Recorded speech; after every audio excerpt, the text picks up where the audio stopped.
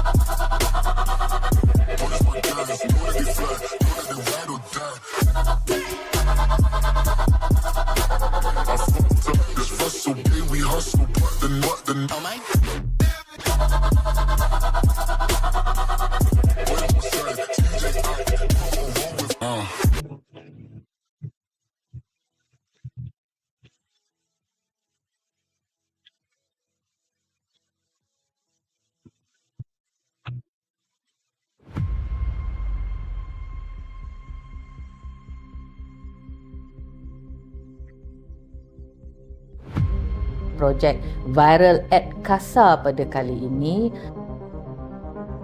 dan akan membawa tema yang ditetapkan oleh koordinator bidang Dr. Anita, iaitu viral.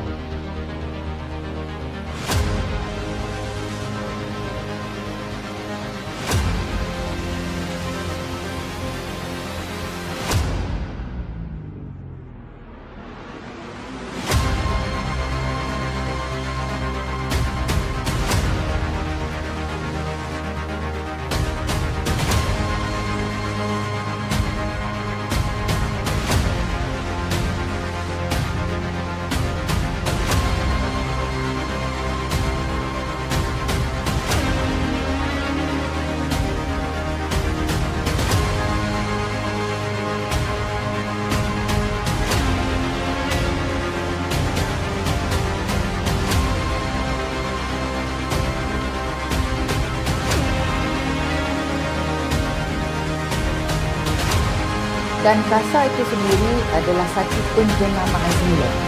Yang CASA itu nama sebenarnya adalah Creative Art Soul de Amo.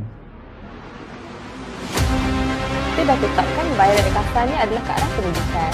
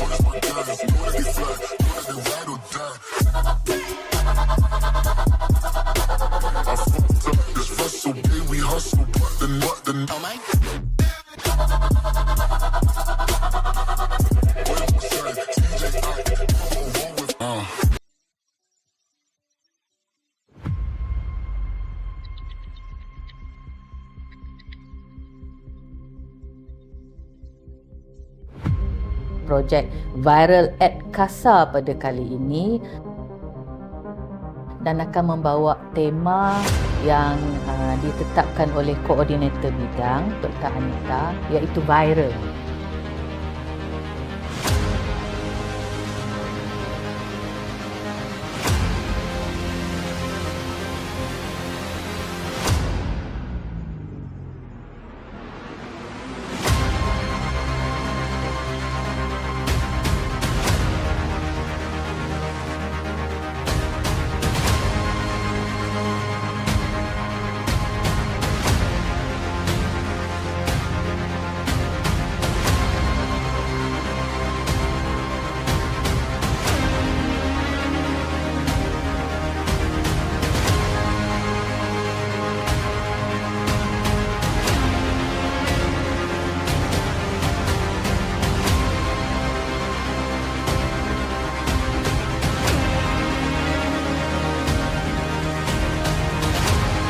Dan CASA itu sendiri adalah satu penjenamaan semula.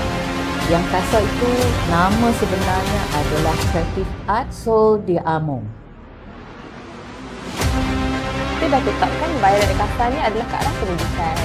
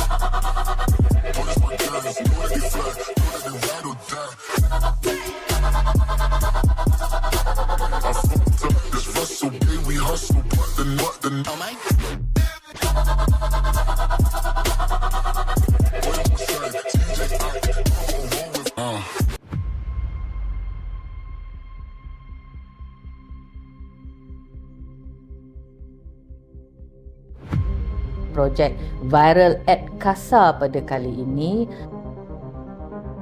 dan akan membawa tema yang ditetapkan oleh koordinator bidang Dr. Anita, iaitu viral.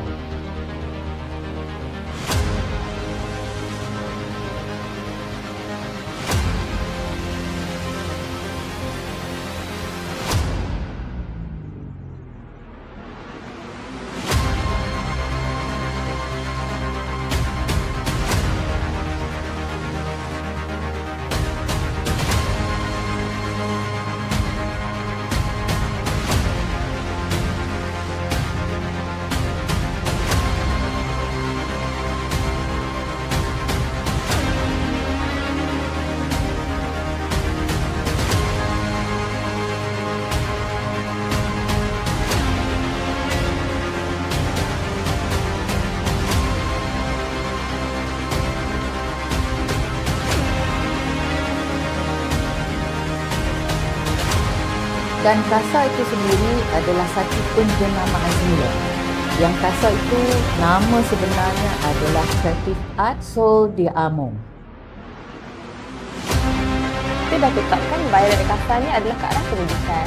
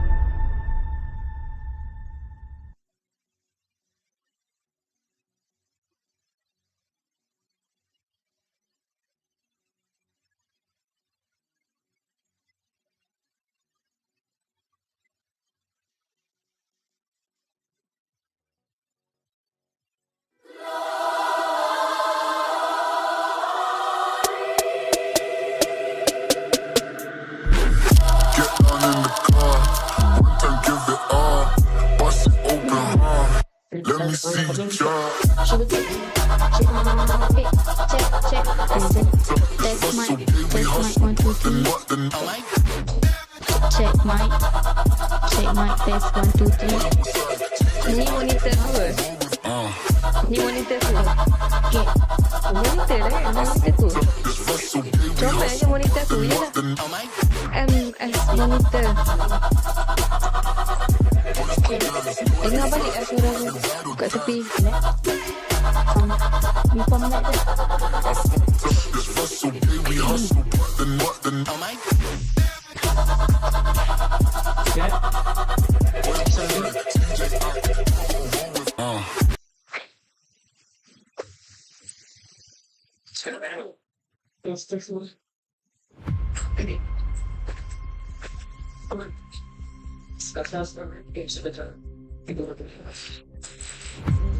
Projek Viral CASA pada kali ini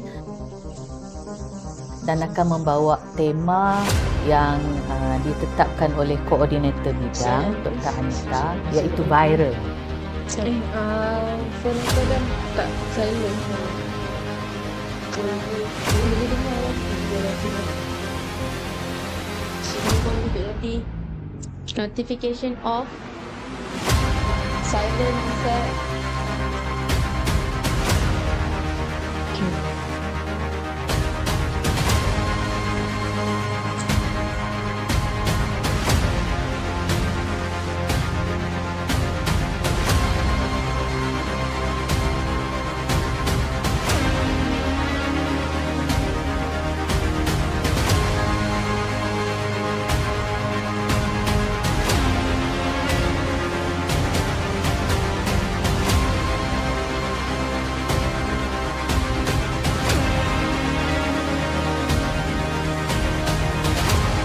Dan CASA itu sendiri adalah satu penjenamaan semula. Yang CASA itu nama sebenarnya adalah Creative Art Soul Diamond. Kita dah tetapkan viral CASA ni adalah ke arah pendidikan.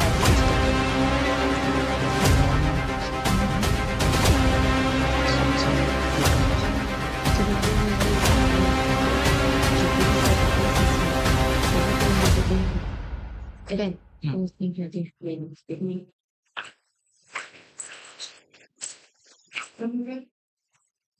Okay, just boleh. Okay, sir. TV.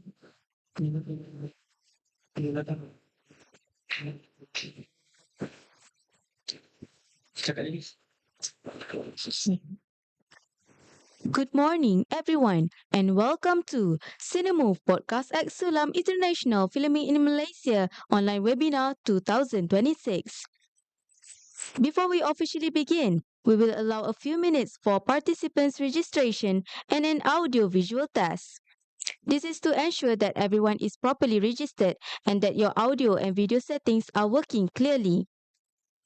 At this time, we kindly ask participants to check their microphones, speakers, and internet connection.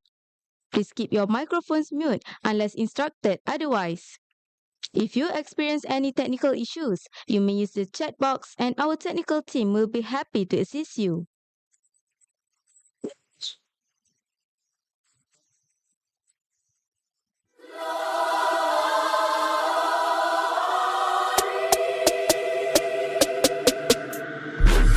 Get down in the car, one time give it all. Bust it open hard, let me see you drop. I fucked up this hustle, baby, we hustle. What the I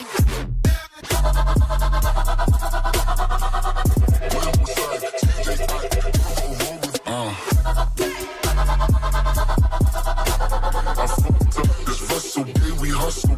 What the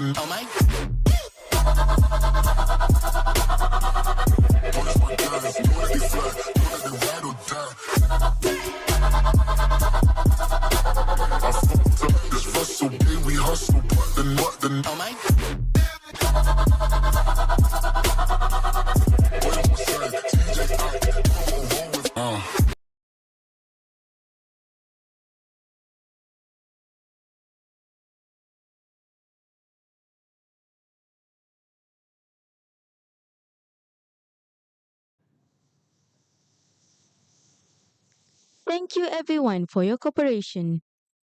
We are now ready to officially begin our program. On behalf of the organizing committee, I would like to warmly welcome all our guests, industry partners, academians, speakers, students, and everyone joining us today, both from Malaysia and from abroad. Welcome to CINEMOVE Podcast at SULAM International, Filming in Malaysia Online Webinar 2026. This 3-day online webinar is proudly organized by students from the Faculty of Film, Theatre and Animation, University Technology Mara, UiTM, as part of our Service Learning Malaysia, University for Society SULAM initiative. Through this platform, we aim to introduce Malaysia's creative industry, particularly the film and performing arts sector, to an international audience while encouraging cross-cultural knowledge exchange. Over the next 3 days, participants will explore Malaysia's film industry landscape, learn about industry incentives like the Film Malaysia Incentive FIMI, and discover opportunities for international collaboration with partners from Malaysia, Indonesia, and Thailand. Before we fully turn the program over to our moderator, we will begin with an opening address by our respected Dean. Without further ado, I am honored to invite the Dean of the Faculty of Film, Theatre and Animation FiTA, University Technology Mara, to deliver the opening address.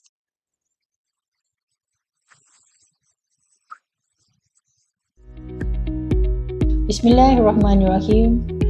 Assalamualaikum warahmatullahi wabarakatuh and warm greetings to everyone. Welcome to the CINEMOVE podcast SULAM International Filming in Malaysia Online Webinar 2026.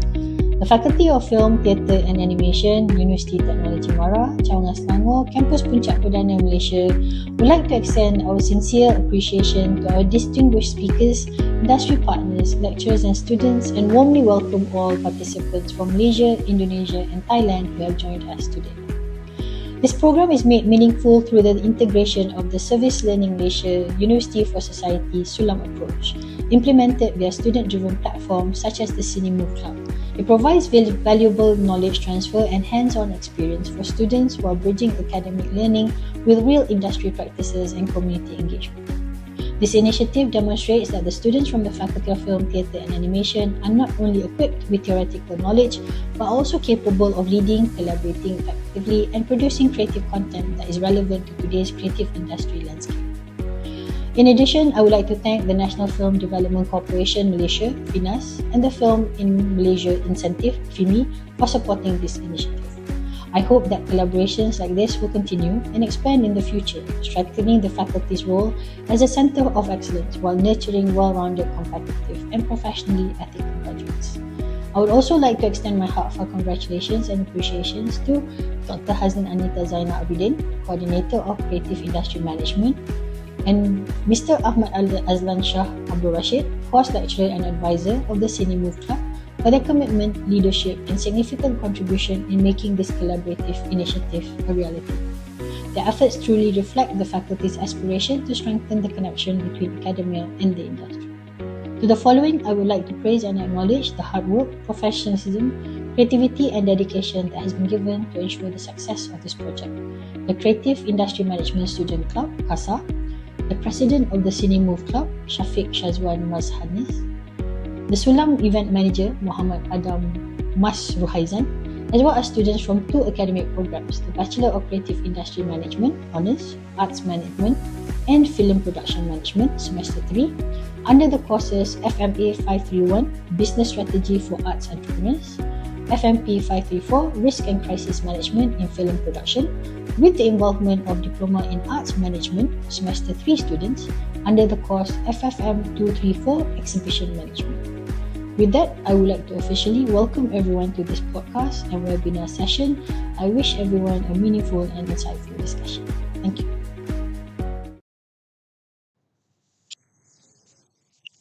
Thank you very much to our Dean for the insightful and inspiring opening address. Ladies and gentlemen, it is now my pleasure to introduce our professional moderator for today's webinar. She is Nur Christina Damia, who will be guiding us throughout today's session, facilitating discussions and ensuring a smooth flow of the program. With that, I would now like to respectfully hand over the session to our professional moderator to continue with today's program.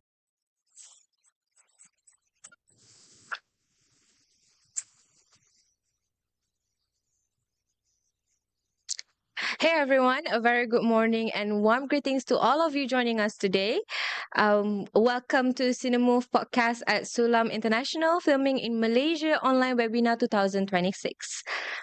My name is Christina Damia and I'll be your moderator for today's session.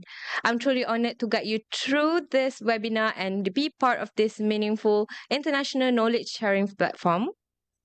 It's really great to have participants joining us from different places, whether you're at home or in the office, on campus, or anywhere around the world. Thank you for making the time to be with us today.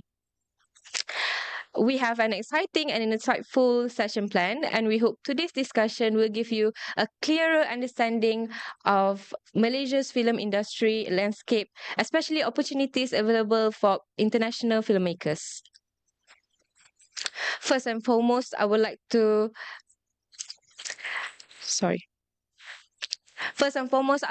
express our sincere appreciation and heartfelt thanks to Associate Professor Technologist Dr. Wan Aida Wan Yahaya, Dean of the Faculty of Film, Theatre and Animation, University Technology Mara, for the inspiring opening address delivered earlier. Thank you, Doctor, for your insightful words, encouragement, and ongoing support for student-led initiatives like this. Your message clearly shows FiTA's dedication to preparing students to be confident, globally minded, and ready for the industry. Before we move forward with our sessions, allow me to briefly introduce what CINEMOVE at SULAM is about. CINEMOVE is a student-led community cinema platform initiated by students from the Faculty of Film, Theatre and Animation. It focuses on the film culture, critical discourse, knowledge sharing, and most importantly, creating real industry exposure for students beyond the classroom. This project marks CINEMOVE's very first podcast-based webinar, and we are extremely excited to bring this format to an international audience. The podcast is led by our president, Shafiq Shazwan Mazhanis, together with a dedicated student team as a space for open conversation, learning, and industry insight. At the same time, this initiative is conducted under SULAM, which is a Service Learning Malaysia, coordinated by Muhammad Adam Masruhaizan, where academic learning is integrated with community engagement and real-world industry plays. Through this podcast webinar, our aim is not only to share knowledge, but also to bring students, educators, and industry players across borders, particularly focusing on the Malaysia, Indonesia, and Thailand. The main objective of this CINEMOVE podcast at SULAM International, filming in Malaysia Online Webinar 2006, is to introduce Malaysian cinematic works to an international audience while establishing a community-based learning platform grounded in the SULAM, which is a Service Learning Malaysia University for Society approach. Additionally, this program aims to strengthen academic collaboration and cultural exchange between the Faculty of Film, Theatre and Animation, University Technology Mara, and international filmmaking communities, especially from Indonesia and Thailand, throughout the knowledge sharing sessions industry insights. The core focus of this webinar centers on the Film in Malaysia Incentive, FIMI, under the initiative of the National Film Development Corporation Malaysia, FINAS, alongside encouraging cross-cultural collaboration through the performing arts sector. The 3-day program is scheduled to take place on the 15th, 16th, and 17th of January and is conducted entirely using Zoom and YouTube Live, allowing participants from different countries to join and interact seamlessly. This program is also an academic project organized by 64 students from the Bachelor of Creative Industry Management Honours, Semester 3, under the courses FMA 531 Business Strategy for Arts Entrepreneur and FMP 534 Risk and Crisis Management in Film Production, with the involvement of Diploma in Arts Management students, Semester 3, under FFM 234 Exhibition Management. The highest appreciation is also extended to Encik Azlan Shah Rashid, advisor of the CINEMOVE X SULAM project, and Dr. Hazlin Anita Zainal Abidin, coordinator of Creative Industry Management, for their guidance, support, and dedication in ensuring smooth performance of this program.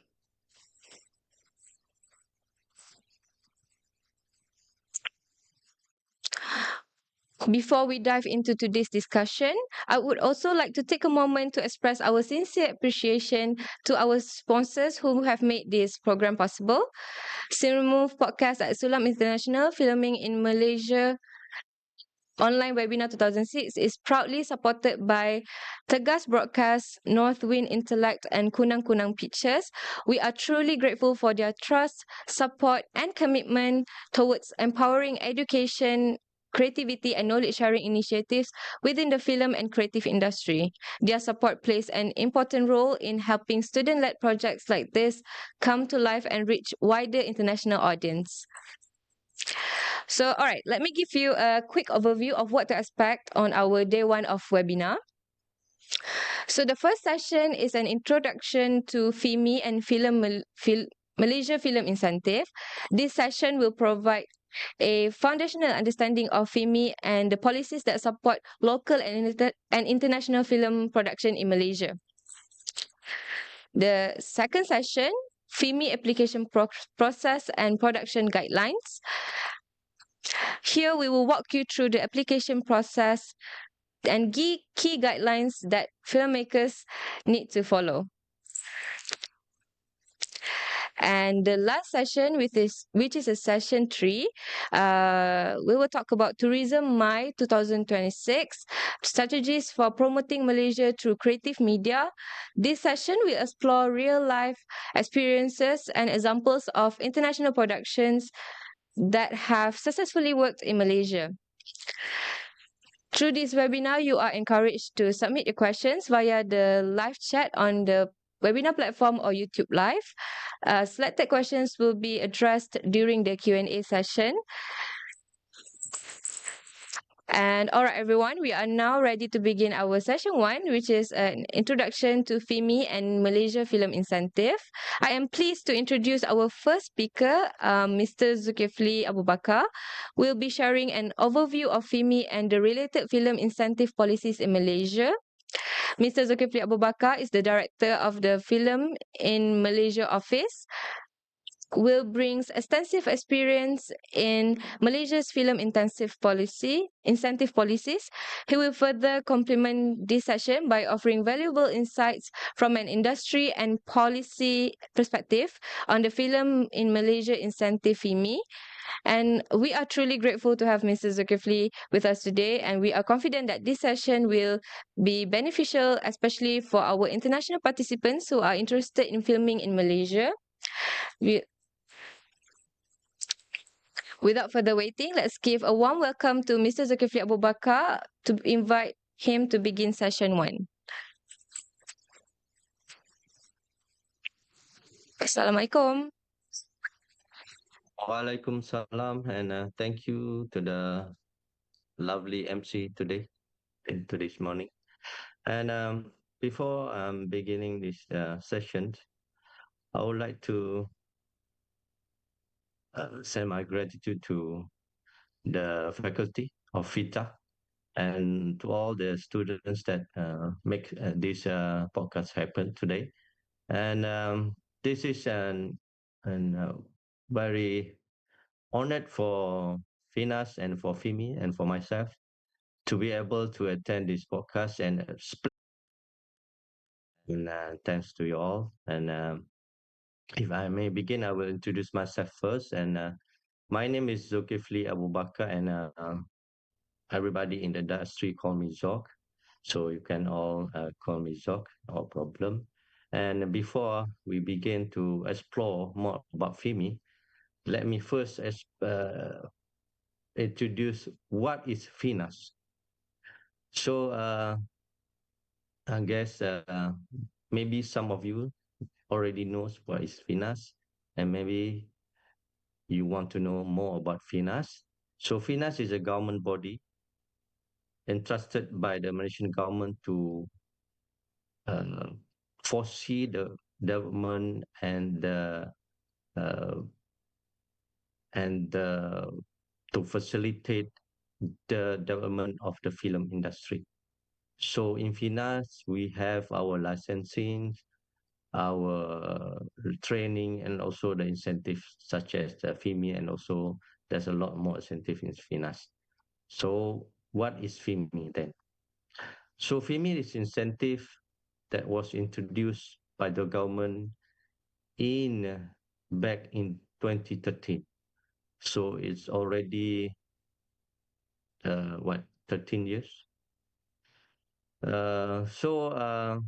From the beginning, in the region, there's no incentive like FIMI.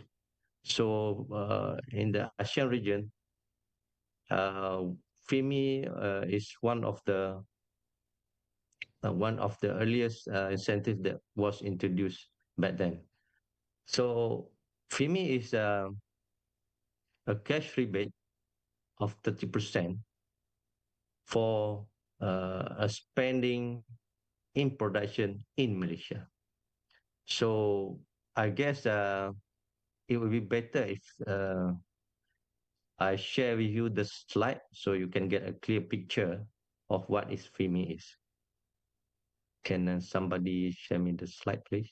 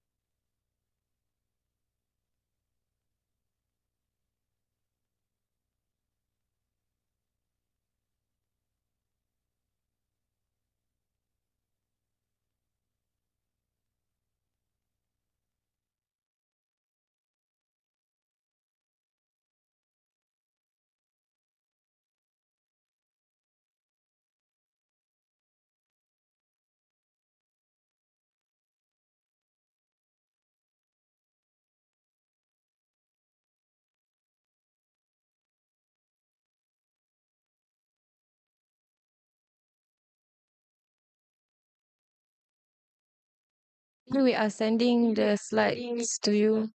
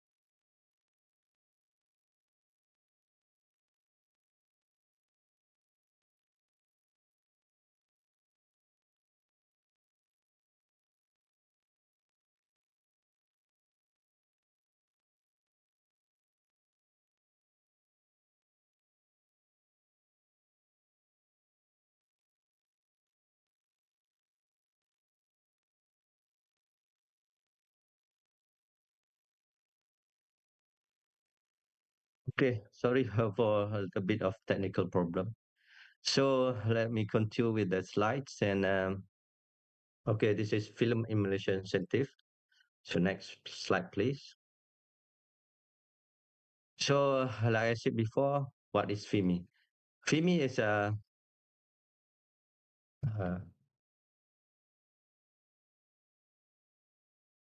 FIMI is an effort by the Malaysian government to attract an investment from basically what we target is from the uh, inward investment for film entry production in Malaysia using our location and our cast and crew. So what will they get after that completion of the production is a cash rebate of 30%. And this FIMI has been going on since 2013. So in 2021, we introduced what we call additional 5% of cultural test elements. So in order for them to get another 5%, that will make up to 35%, they will have to um, eligible for the cultural test that is part of the our additional guidelines. So next. So who can apply this incentive? So FIMI is opened up for foreign application and also for our domestic application. So what is the difference between foreign application and the domestic application? Application is just the amount of threshold that is applicable to the every application. So for the foreign application, the minimum threshold is around 5 million. Is 5 million ringgit. That is around uh, USD 1.1 million according to today's rate. And for domestic application, the threshold is just RM 1 million ringgit. So both foreign and domestic application will get the same amount of rebate, that is 30 to 35% cash rebates. And it's just not only you can do your whole production in Malaysia that you can apply for FIMI, but if you do part of the production, like post-production, in Malaysia, you can also entitled to apply for FIMI. So if you want to do just a post-production in Malaysia, the amount of threshold is just for foreign production is just 1 million ringgit, and for our local production is just for RM 250,000. So I will explain a little bit of what is culture test. The culture test, like I said before, it was introduced in 2021 as part of our effort to give more exposure of our Malaysian culture, Malaysian heritage, and Malaysian way of life in a good way and positive way to the world. So how we want to do it? So we offer them an additional 5% rebate, so that in every production, if they want that 5% additional rebate, they will show Malaysia as Malaysian, as a good and positive country. They show our traditional elements, and they show our foods, and they hire more of our local cast and crew. So, and then they will entitle for that 5% additional rebates. So next, please.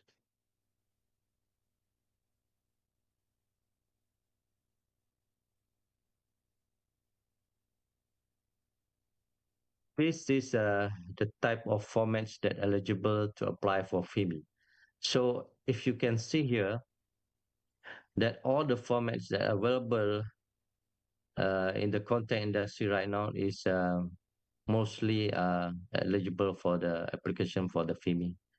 And except for the news and also for the sports coverage.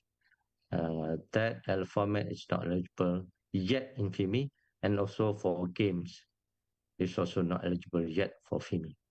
And in 2022, we open up for really interesting format right now. It's game shows and reality shows. So for game shows and reality shows, in Malaysia right now, we have two hubs of this kind of formats. One hub is in Langkawi, and also the second hub is in Mersing. So for Langkawi is more of for the hub for Temptation Island, hub for also for Survivor, and in Mersing is exclusively the hub for Survivor and a European Survivor. So nowadays, a lot of our crews enjoy the what we call the higher fee in working in these reality shows. That every year I will at least I could say at least 4 reality show will be happening in 2 of our hubs in Langkawi and also in Mersing. So this is a very good opportunity for university grads to begin their career in production, international production or even local productions. It is a very good experience for you all to be part of. And the best thing is for all of this FIMI production, we are enforcing them for every production to hire at least 5 interns, maybe from UiTM or whatever you need that a local uni, or even from let's say college community or Giat Mara. So we encourage them to hire even TVETs to be part of their interns.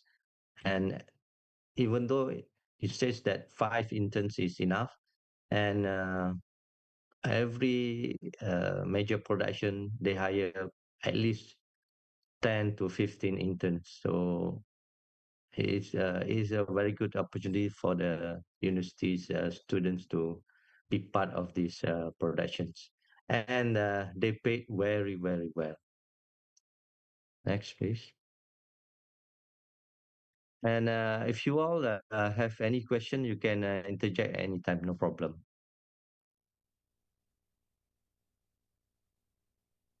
So this is a bit of technical. This is how to apply for the rebates for the film emulsion incentive.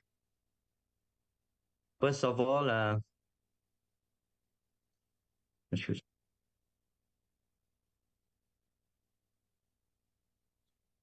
first of all, we have this Puspal. I will tell you a bit about Puspal.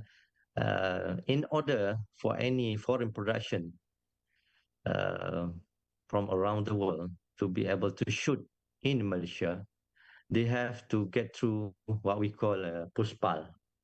Puspal is a one-stop center that managed by our Ministry of Communication, that is to approve script and also for the working permit for the foreign cast and crew.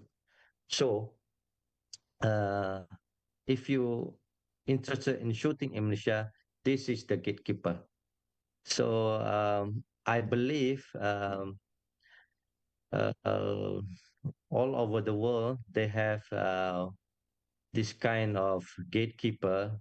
So the thing is the system and the rules are a bit different. But anyway, if you are to shoot in Malaysia, this is what you have to do. A Puspal approval for the script and also for the working permits. And this may takes about maximum of 2 weeks, and they have a regular meeting of every week, and they are very very sufficient. And this all for Puspal approval is will be done by the what we call a local sponsor or local partner for the foreign productions. And after the foreign production approved by Puspal, and later they can start to apply to our film immersion incentive. So all of our forms and guidelines can be browsed through and download from our website, filminmalaysia.com.my, and all of the details about the guidelines, application, and the forms can be downloaded here. And apparently now we do not have online application. We only have this offline application by hard copy. You have to send to our office in Finas Petaling Jaya. And this is not a problem in our guidelines, in our forms. It's a lot of data to be fill up, but it's not a problem. We will guide all the applicants, especially the first time applicant, until they get it to fill up the forms correctly. So after that, we will have our approval meeting. That is every early of every month. And this approval meeting chaired by our CEO and the committee members is consists of different agencies, different entity that is related to the filming and also to the investment in the in industry in Malaysia, such as MIDA, MTech, we have Tourism Malaysia, and so on. So after the approval meeting, we will issue what we call a provisional certificate within 7 days. With this certificate, it is it is it's just, something that the Malaysian government agreed to this particular project, and you may begin your production in Malaysia with the purview of this film in Malaysia incentive. This is not a promise yet. The PC is not a promise yet for the payment, but if you do accordingly to our guidelines, you may have the rebates at the end of your production, but you have to follow through all of our guidelines. So next, please. So this is the second part of the process of getting the rebates. So after they get the professional certificate, they will start the production. First, of course, the shooting and the set building. First is the set building, and shooting begins. And if they're willingly to do the post-production in Malaysia, they will do the post-production in Malaysia. All within the timeline that is approved by the committee in the professional certificates. So after the shootings, everything, preparation complete, we will send, if you can see, the number 2 is audit. This is a periodic audit. During the shooting, we send our audit team to check all the spending, and after the completion of production at number 3, and we will also do the final audit. So with this final audit, we will send our panel of auditors, such as Ernst & Young, PricewaterhouseCoopers. We have another one is Deloitte, and we have another one is Adam & Co. So for your information also, and the audit is a very special audit. We call it production auditing. So it is a niche market in the auditing industry. Not all of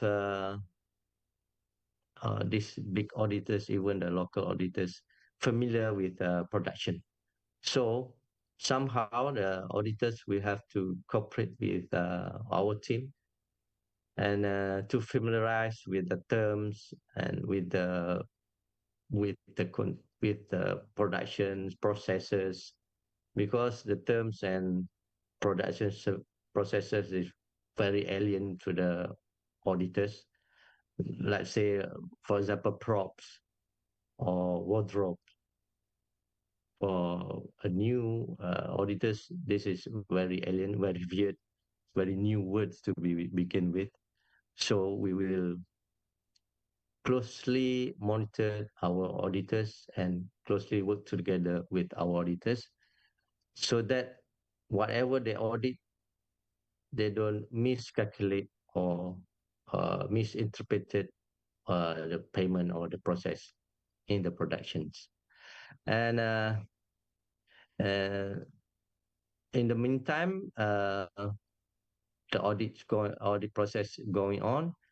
The production team of the applicant will have to send us what we call a final certificate.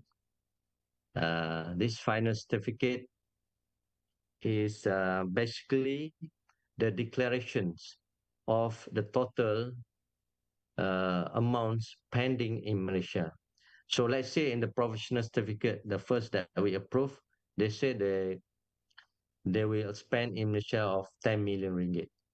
But along the way, along the process of production, they only spend 8 million ringgit. So they will have to declare the 8 million ringgit in the final certificate. And then we will table this, whatever they declare, with the audit report of that 8 million ringgit. to our once again to our committee. So then our committee will discuss, and if there's no problem, then we will pay of 30% the cash rebates within 2 weeks.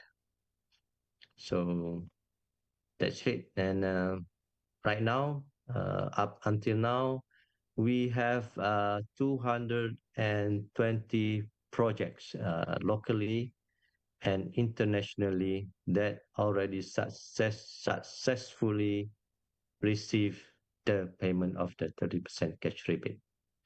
And then up until now, we have over 2.7 billion of worth of investment into Malaysia, into the filming industry.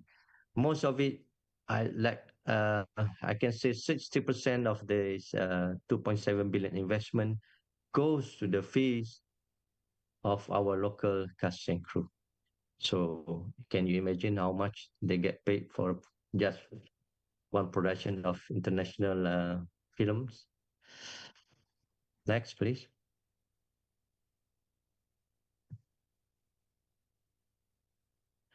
And this is our website. You can browse through our websites. And this is my email, Zulkifli Finas, Shikin, and Afifa.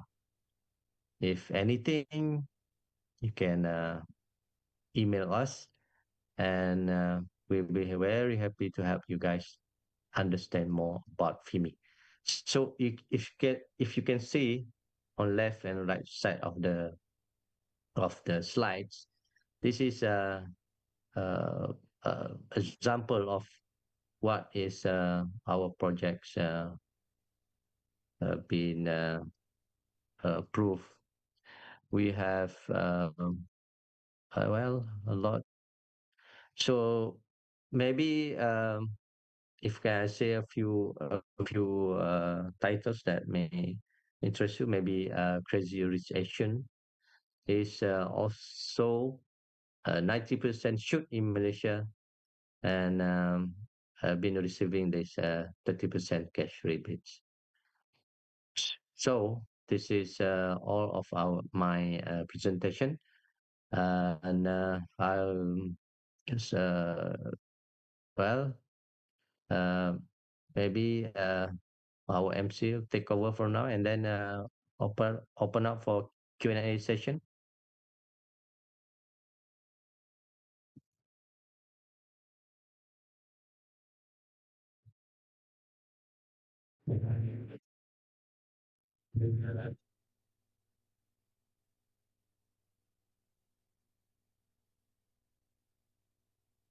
Thank you so much, Mr. Zulkifli. We will now move into the Q&A session. Audience members are welcome to submit the questions on the live chat or on the webinar platform. I will please state your name and country before you submit your question, if possible. Our team will be monitoring the comments live, and selected questions will be answered. We already have one question from Yuki Kato, which is what kind of preparation should filmmakers do before considering a FIMI application?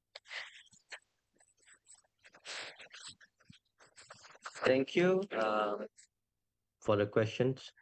First of all, if you are foreign interested in applying for film immersion incentive, first of all, you have to have your local sponsor, or we call it a local partner, local sponsor, local feature, local coordinator, whatever you want to call it, no problem. And this local sponsor is production houses that already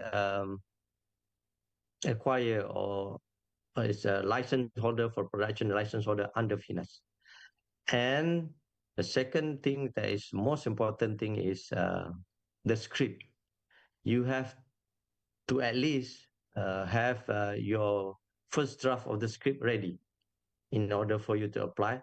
Because first of all, like I said before, you have to go through Puspa for the script approval. And also in our application, you have to send us the full script. So you have to have your local sponsor, local coordinator, local partner. And second of all, you have to have your script ready. And third, you have to have your budget ready. So in our application, you have to declare that at least 50% of your budget, of your total budget, is ready in your bank account. You have to declare to us. You have to submit the bank account to us. That's stating that your 50% of your total cost production is ready. And then after that, you have number 4 is you have to have your key person already finalized, like the producer and the director and the main cast, 2 of the main cast, hero and the heroines. And that's it. That's the initial requirement that most of the production, every production have to be ready in order for you to apply, or even shooting.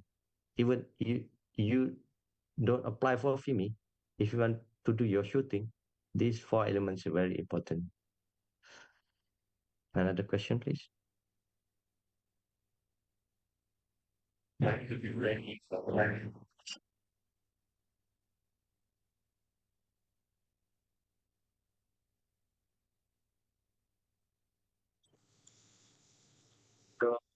This is another question from Dylan. What are the main challenges faced by international production when filming in Malaysia? Good question, Dylan. Thank you for the question. And basically, if international production shoot in Malaysia, from our experience, the problem is very, very minimal. If you do it according to the PUSPA guidelines and our FIMI guidelines. So first of all, if you don't want to encounter into any problem, first of all, go through PUSPA and you get your approval. And if you have the approval, you have the FIMI approval, I can guarantee you 100% there's no problem shooting in Malaysia. Even we will help you if there's a slight problem, like you acquire like a location like Putrajaya. Putrajaya is a very hard location to get. But if you go into PUSPA approval and approval, it goes by our system. We will help you negotiate with Putrajaya, the Putrajaya authority, to help you the location that you require in your filming. And another problem that they're facing is they can get over our food. It's a good problem. So once you experience Malaysian hospitality, then you forgot all your problems. And in Malaysia, it's not a problem to get whatever kind of food that you are liking. So basically, no problem at all, but you have to go through the PUSPAL and to go through our FIMI guidelines accordingly. So if you do not have all this approval from PUSPAL and from FIMI, then you will have facing a lot of problems.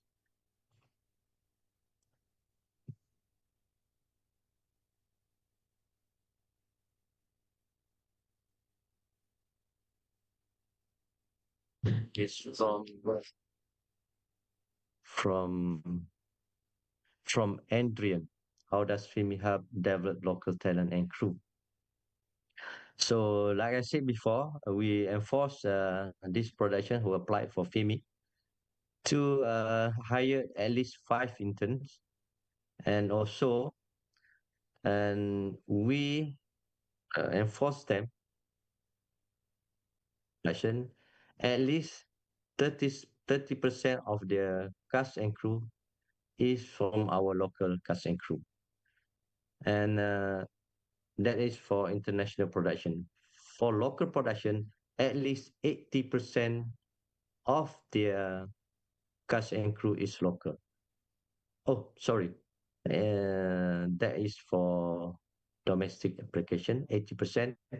For international application, we already increased to 40% of the total cast and crew is local cast and crew.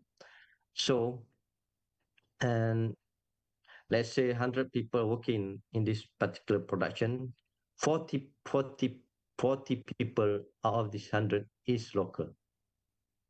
And we also enforce them to hire at least one head of department, like say the DOP, head of wardrobe, uh, the say um, at least one of the head department is our local crew.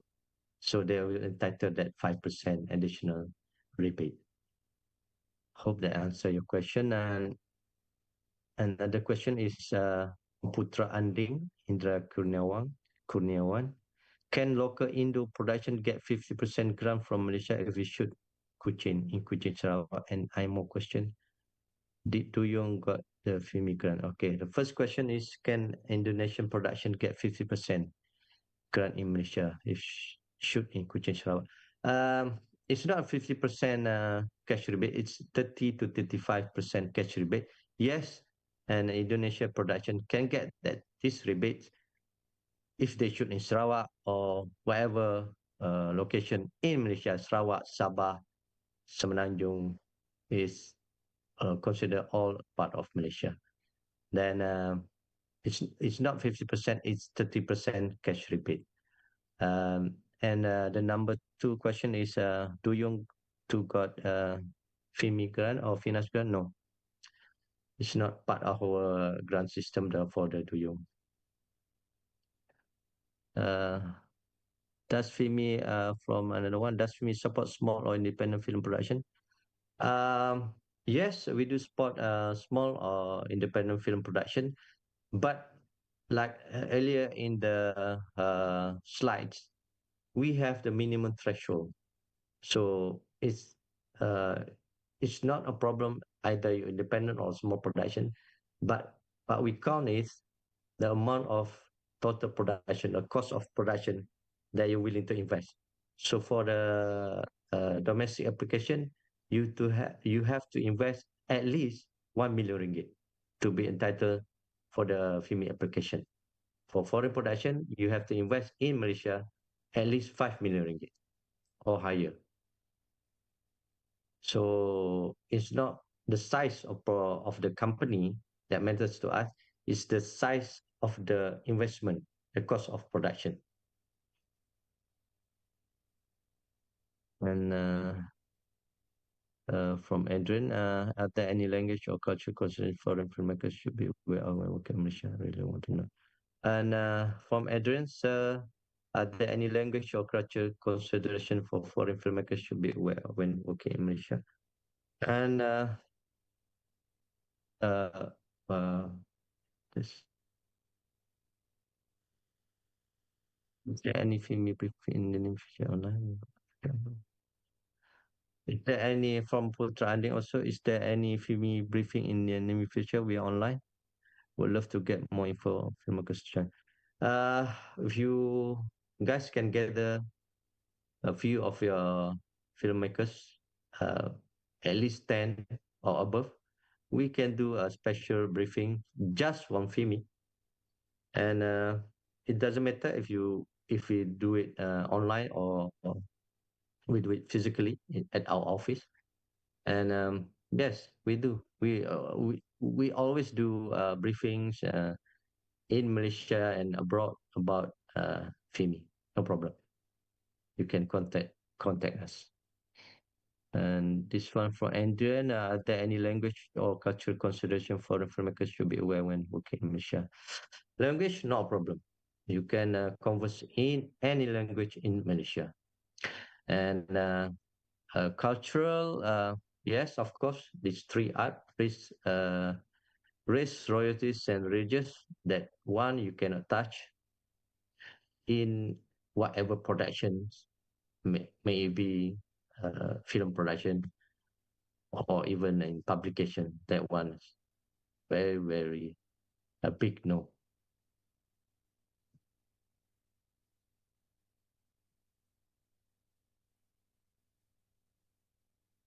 So if then no more question, I hand it over to our lovely MC once again.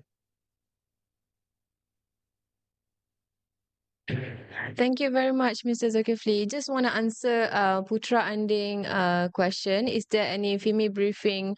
Actually, we have on our session 2, we have FIMI application process and production guidelines. So maybe you can stay tuned for that later. Yeah. Okay. All right. So I think that's the question. We already read out from YouTube live chat and also from the webinar itself. Okay. So I think that's it. Thank you so much, Mr. Zulkifli, for your time and for that very insightful session. We truly appreciate you for sharing your knowledge about FIMI and Malaysia Film Incentive Policies. The insights and practical tips that you gave just now will definitely be helpful for anyone planning to apply film in Malaysia incentive and work in film productions in Malaysia. Thank you also to all participants for staying engaged during this session. Let's give a big virtual round of applause to Mr. Zulkifli. Now let's keep the momentum going as we move into session 2, FIMI application process and production guidelines. We're excited to hear from our next speakers who will guide us through the application process and key production guidelines. So don't go anywhere and stay tuned.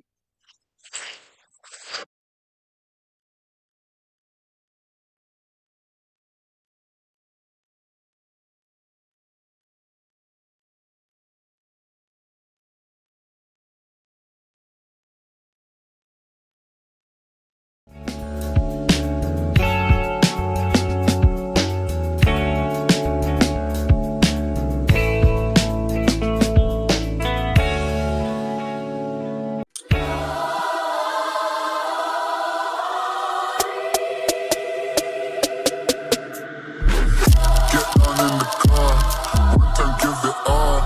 Bust it open hard, let me see you drop. I fucked up this Russell, baby, we hustle, but the oh my. I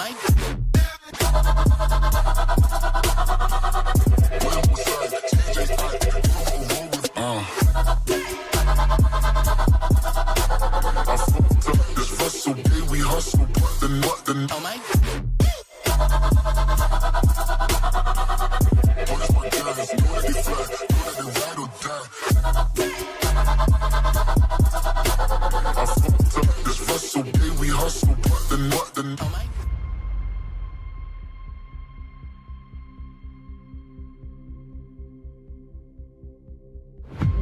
Projek Viral CASA pada kali ini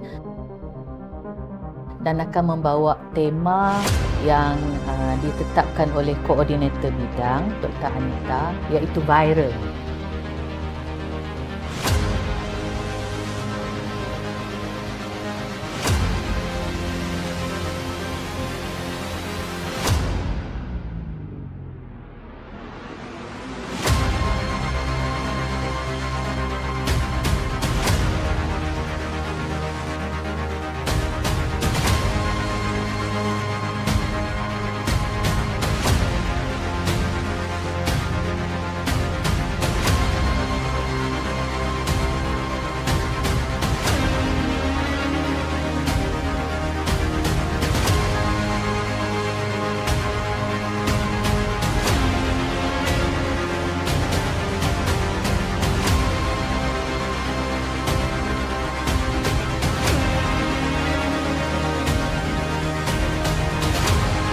Dan CASA itu sendiri adalah satu penjenamaan semula. Yang CASA itu nama sebenarnya adalah Creative Art Sol de Amo. Kita dah tetapkan Viral CASA ni adalah ke arah pendidikan.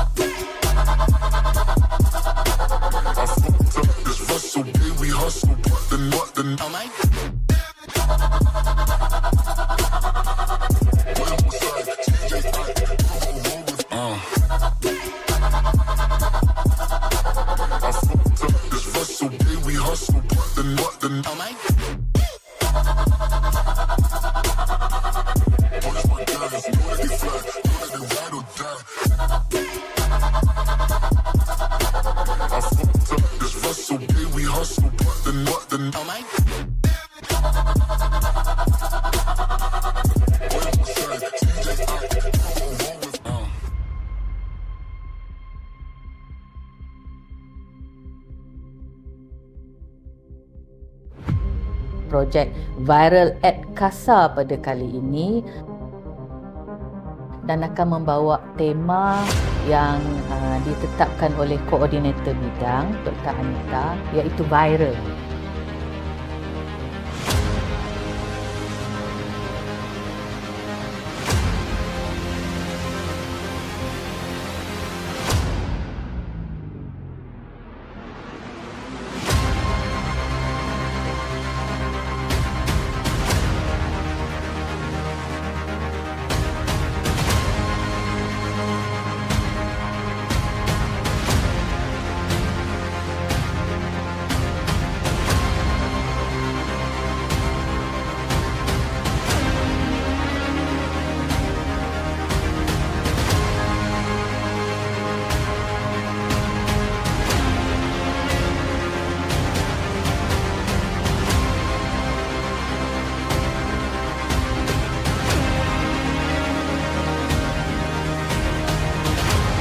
Dan CASA itu sendiri adalah satu penjenamaan semula. Yang CASA itu nama sebenarnya adalah Creative Art Sol de Amo. Kita dah tetapkan Viral CASA ni adalah ke arah pendidikan.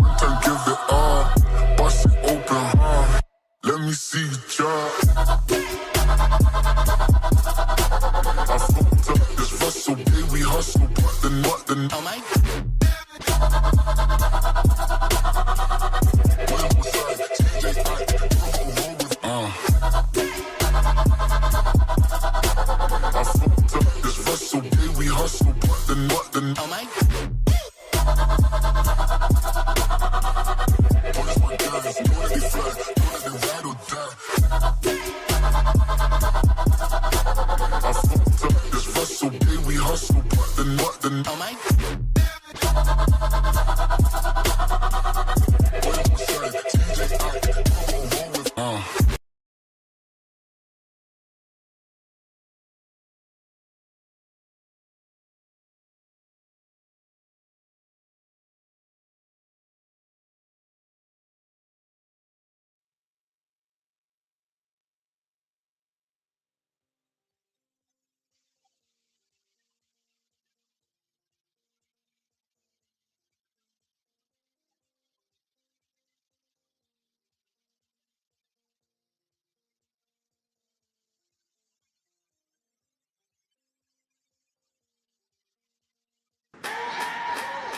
The camera is at the center of my films.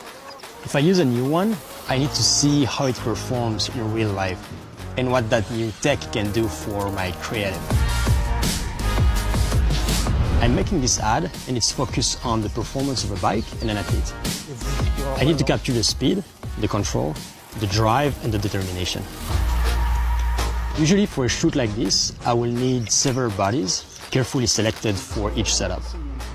But making this film was different because the EOS C50 is different.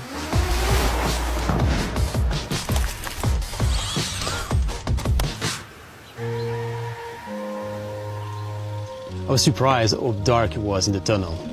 We used the highest based ISO, which is 6400, but we pushed it even more to 12,800 and it was still incredibly clean.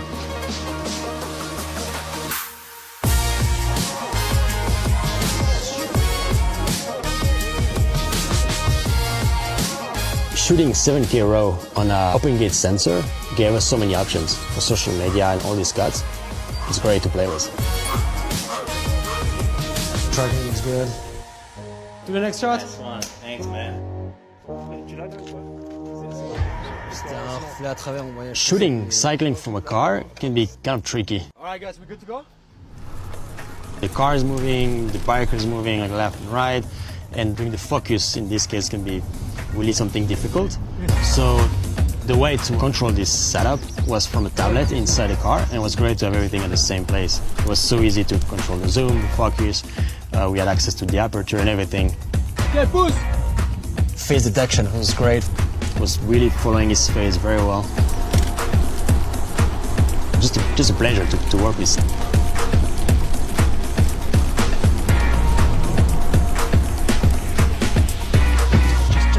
Quick. So we're here for the second part of the shoot. We're in a studio to capture some dreamy cinematic shot, to be in a kind of abstract world. We're going to use a robot, so we're going to play with lights a lot, with movements, with different lens ratio, to use the Sumer Prime lens and some anamorphic and RF. Okay, camera.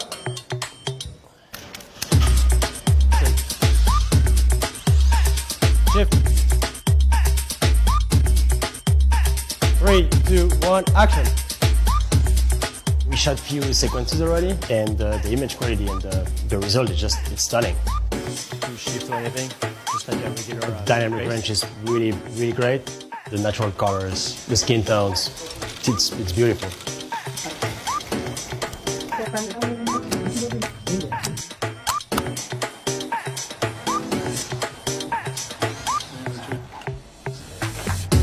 The feeling I would like to capture today is to have our athlete really pushing hard his training, like pure action, something strong.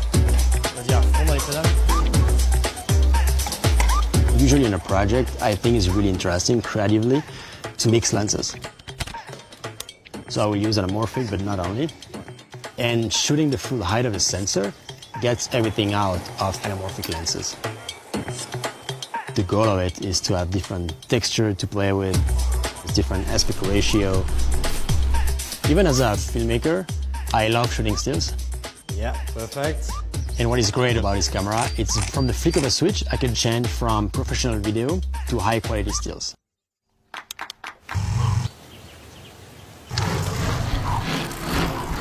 I put a lot of importance on the audio in my edits. Usually it's something that I really love to work with. So we were able to capture all our sound design directly on set.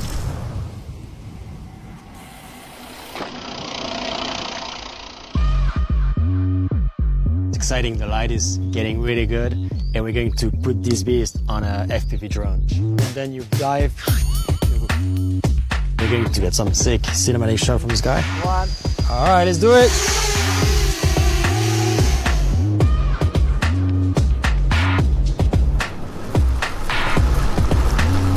I got some really cool angle, really good speed with this FPV. Yeah, it looks very different than any action camera that I used to work with. We tried so many things with this camera today. It's honestly beyond our expectations. The fact that it's that small with this quality, it's stunning. Personally, what I love about this camera, it's the fact that it's so small, so light, but with everything of a professional camera in it. So all the features that I need, the unlimited raw recording, the time code, the waveform, and you're still able to do some stills. The C50 has delivered in every single scenario. That's a wrap, guys. If I had to choose just one camera, this would be it.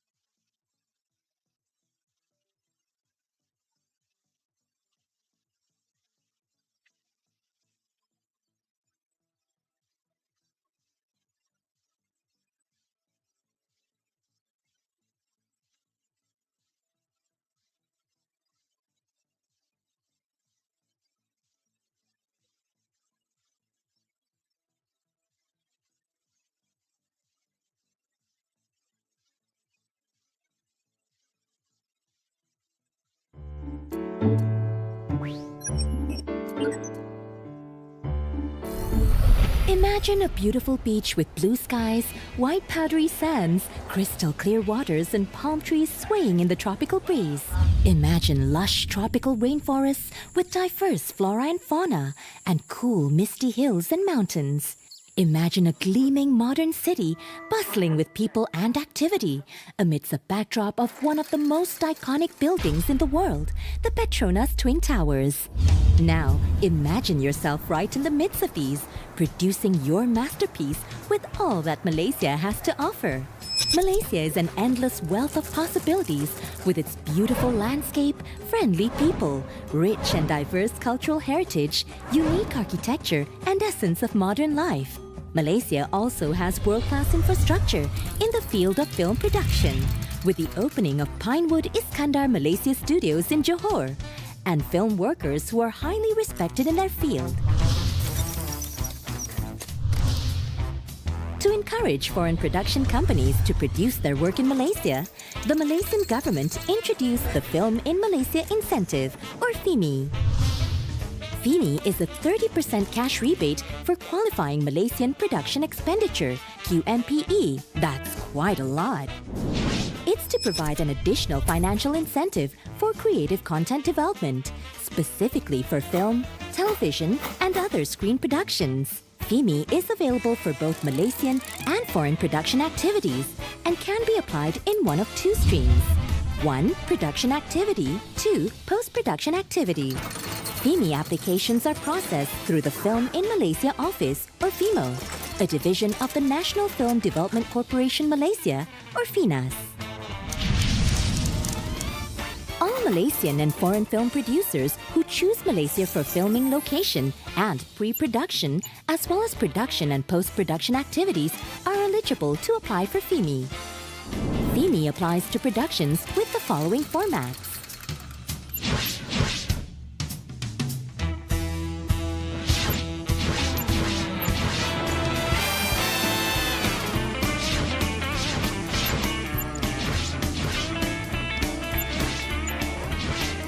FIMI is an expenditure-based incentive that has the following requirements for foreign productions.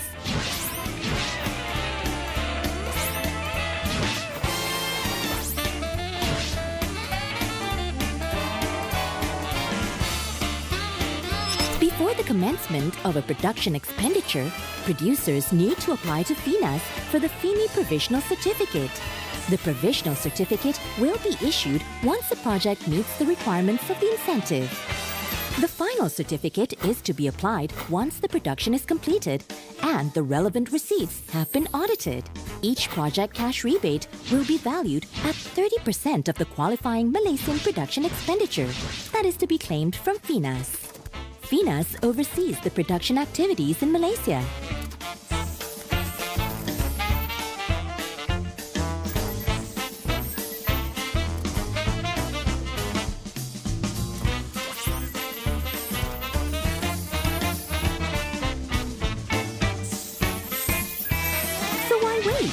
Discover the endless possibilities that Malaysia has to offer.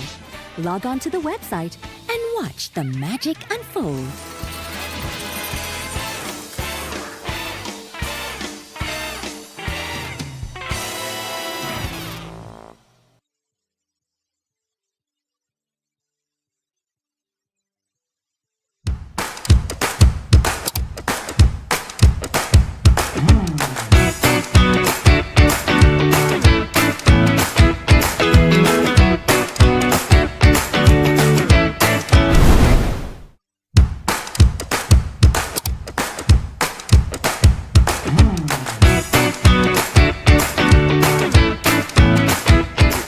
The 2024 season comes to an end. Good night. Upon a hill across the blue lake, that's where I had my first heartbreak. I still remember how it all changed. My father said, don't you worry, child. See, heaven's got a plan for you. Don't you worry now. Yeah.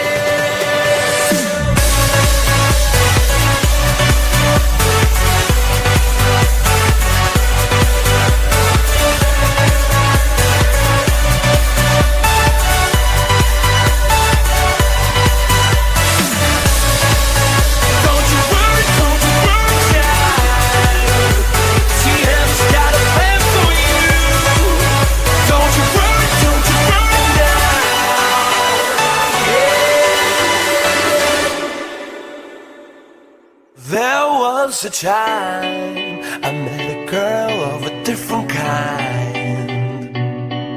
We ruled the world. I thought I'd never lose her out of sight. We were so young. I think of her now and then. I still hear the songs reminding me of a friend.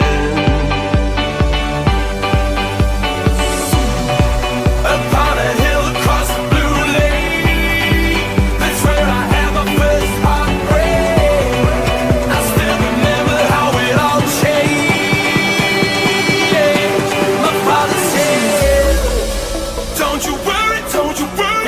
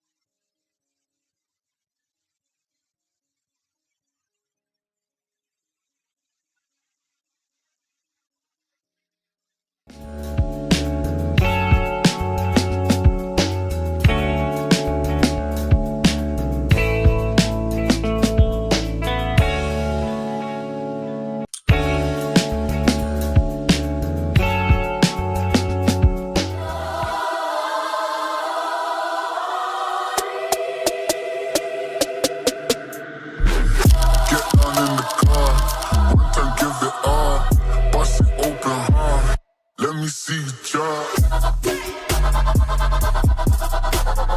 fucked up this hustle, yeah, we hustle, but then oh my. I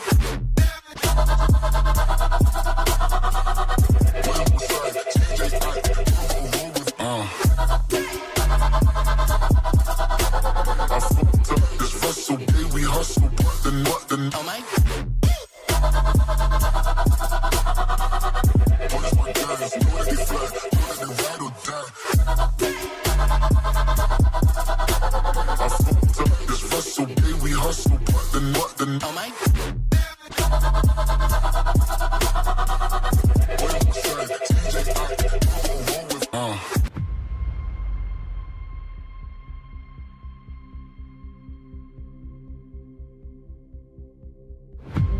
Projek Viral CASA pada kali ini dan akan membawa tema yang ditetapkan oleh koordinator bidang Dr. Anita, iaitu viral.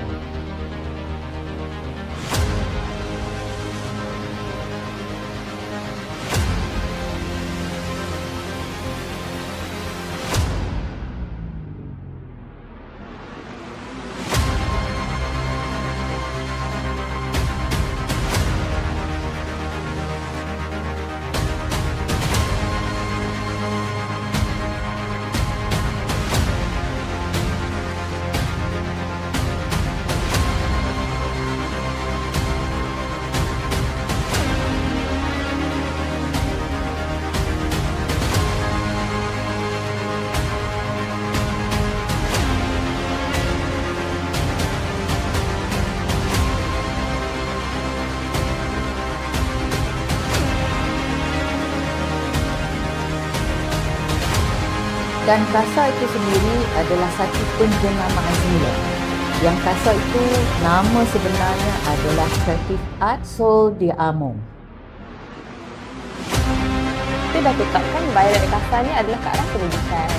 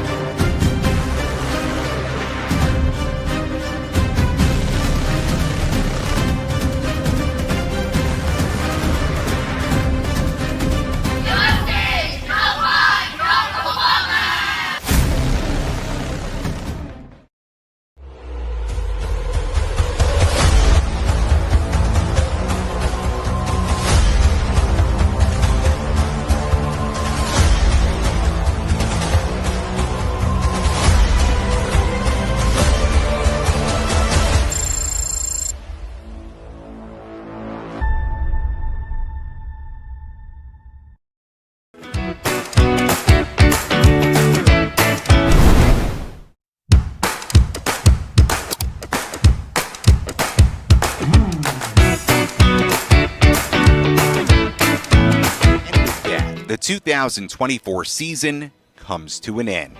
Good night. Upon a hill across the blue lake, that's where I had my first heartbreak. I still remember how it all changed. My father said, don't you worry, child. She has got a plan for you. Don't you worry now.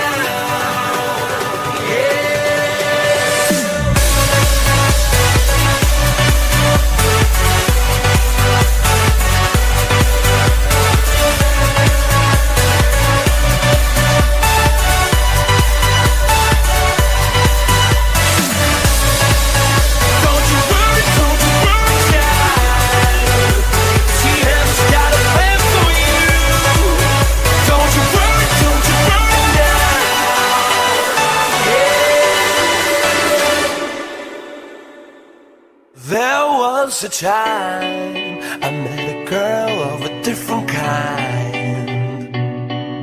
we rule the world. I thought I'd never lose her out of sight. We were so young, I think of her now and then. I still hear the songs, reminding me of a friend. Upon a hill across the blue lake, that's where I had my first heartbreak. I still remember how it all changed. My father said, don't you worry, child. She has got a plan for you. Don't you worry, child. 3, 2, 1.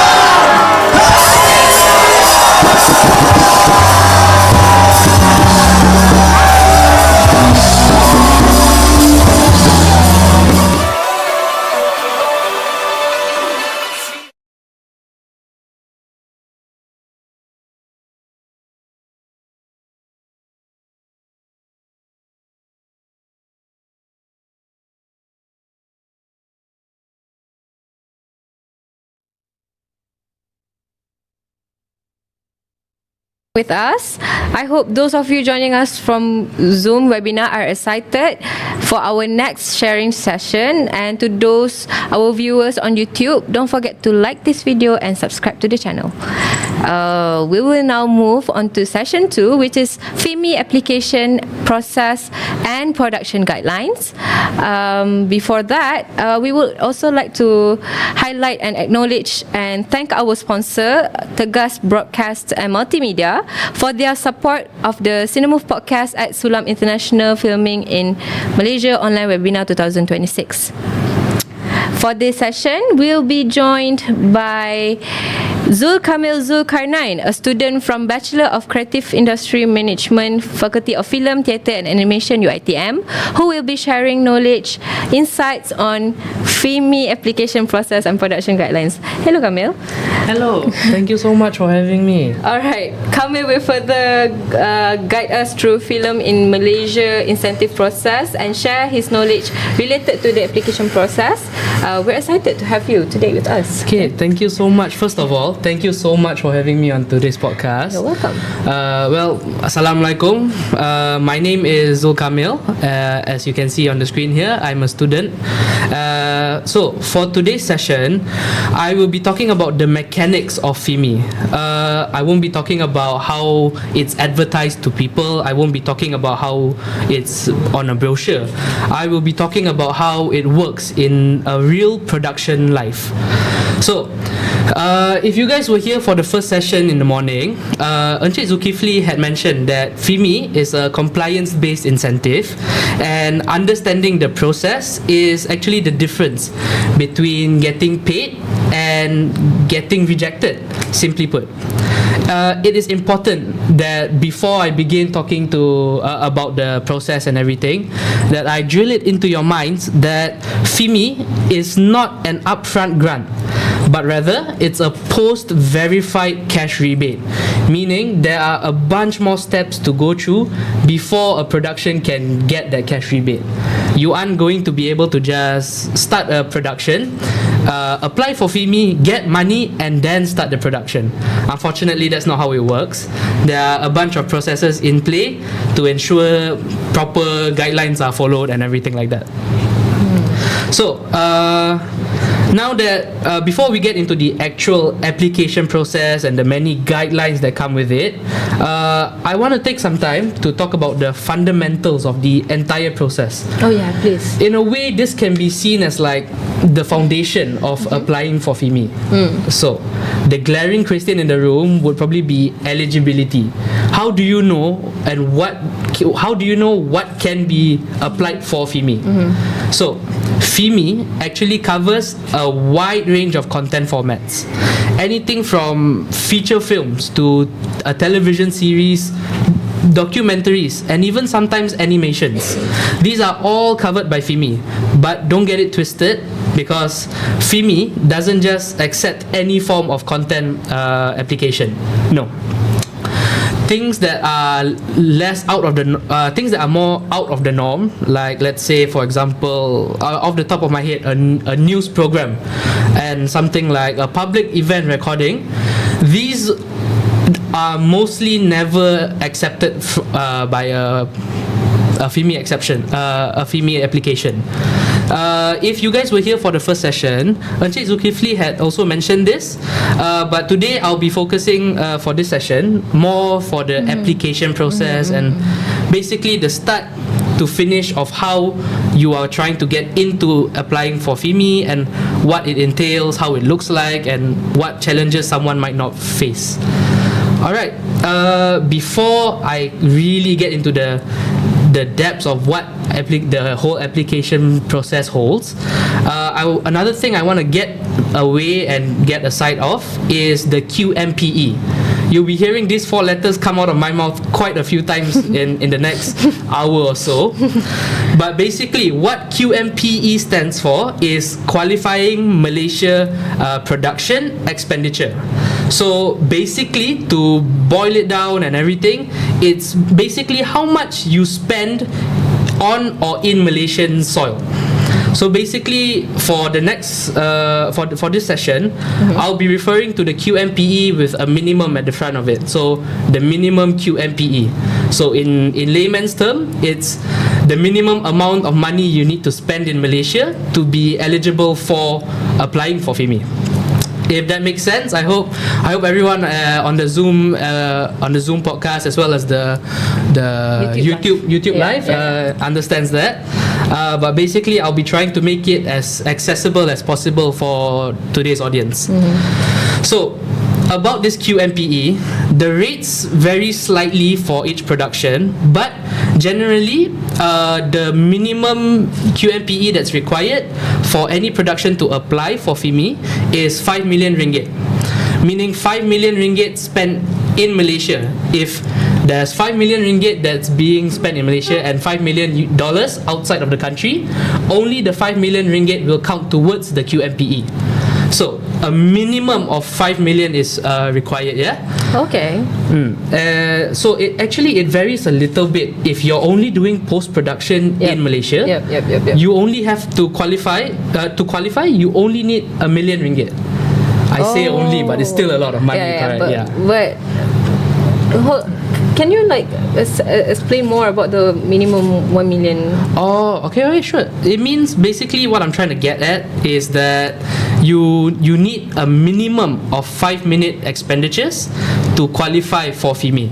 Meaning that the things that you buy in Malaysia during your production, the crew that you handle, the lighting equipment, anything that you do to record your production has to be exceeding 5 million ringgit for you to even think about participating and applying for FIMI.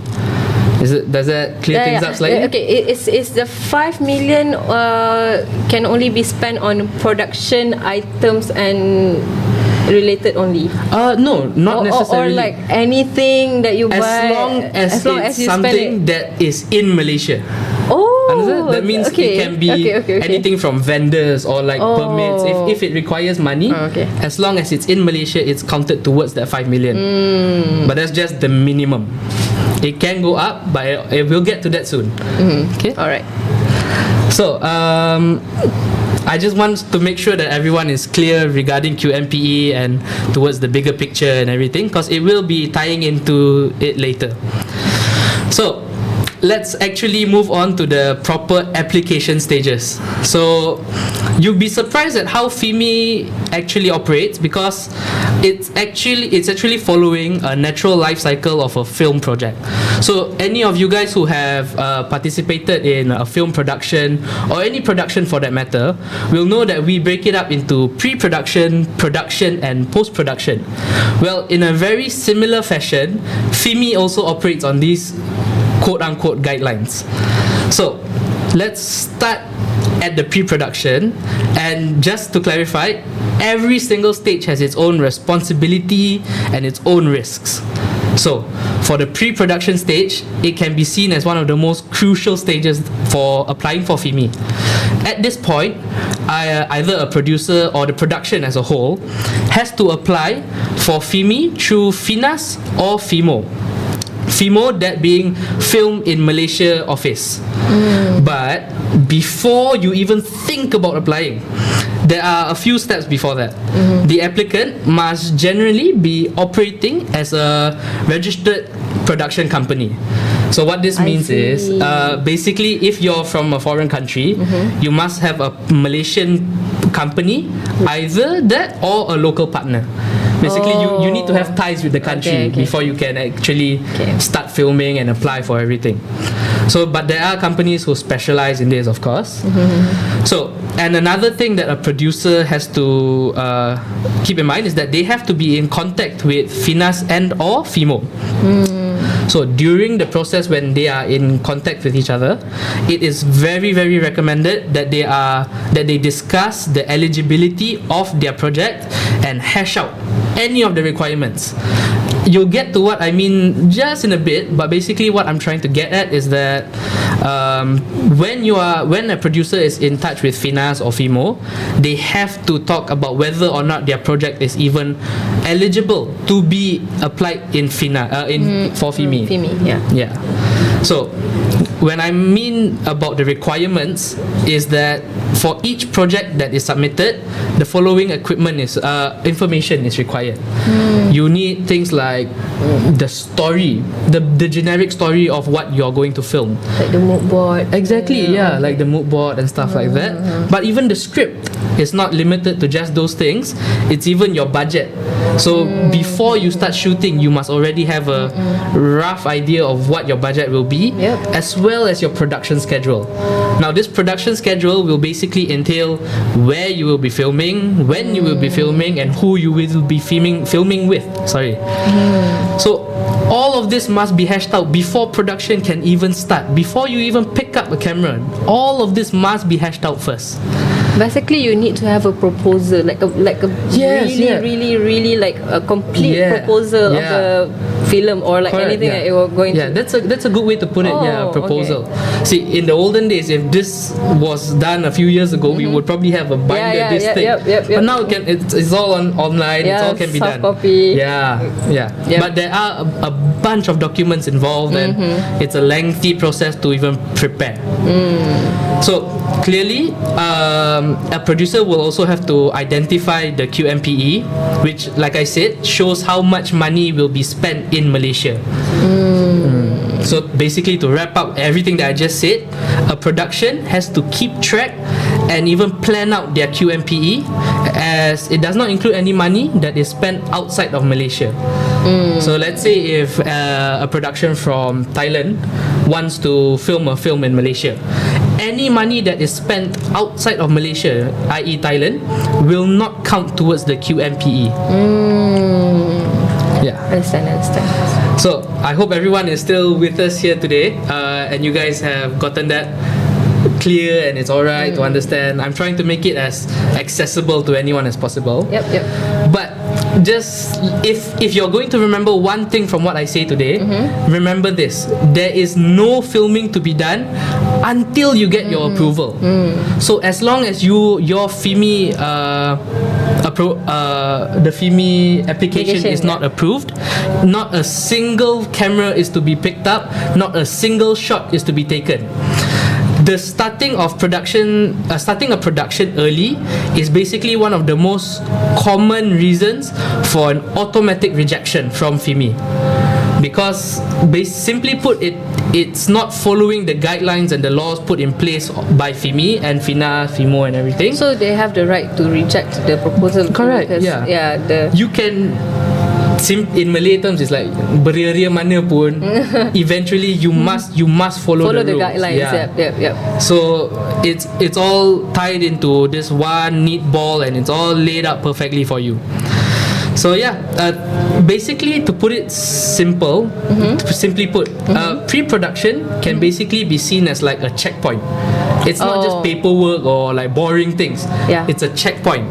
As long as you don't get past the application process, you can't do anything else. You can't film. You can't do anything in Malaysia. Basically, that is the first checkpoint. Correct. To be more specific, that is the first. You have to get past this first checkpoint to basically even start. Okay. Now, I'll be moving on to the actual production stage now.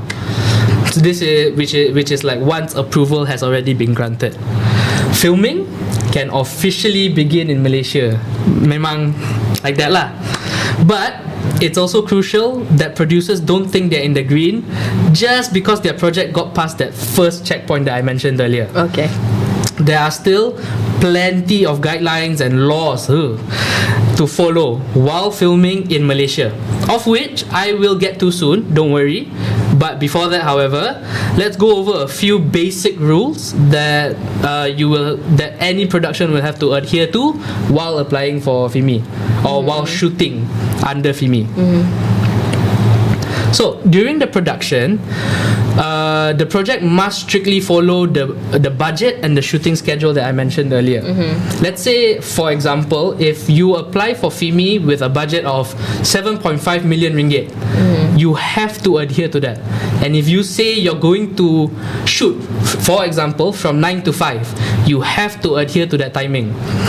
Any major changes will most likely require reapproval, meaning you have to start the whole process again. So they can revoke the application. Yeah, which is why I mentioned it's not given up front, it's given at the end. Yeah. So until you get right up to the end, don't think you're safe to do whatever you want. So basically you need to be very careful. Correct, yeah. The whole time from pre to during to post. Correct, yeah. Okay. I'll get into even more landmines that some people often step on. But yeah, besides the sticking to the approved budget and the shooting schedule, producers, you guys as a producer, you guys must also keep accurate financial records. This is to say, you guys must retain invoices, contracts, payroll records, and even receipts. Anything at all that includes money coming out of the pocket of the production must be recorded. Everything. So that's like I said, it's from the talents that you hire, from the lighting equipment that you rent. Everything must be recorded. So this ensure as a producer, you must also ensure Malaysian crew members and services, vendors, anything that you include in your film, it has to be documented.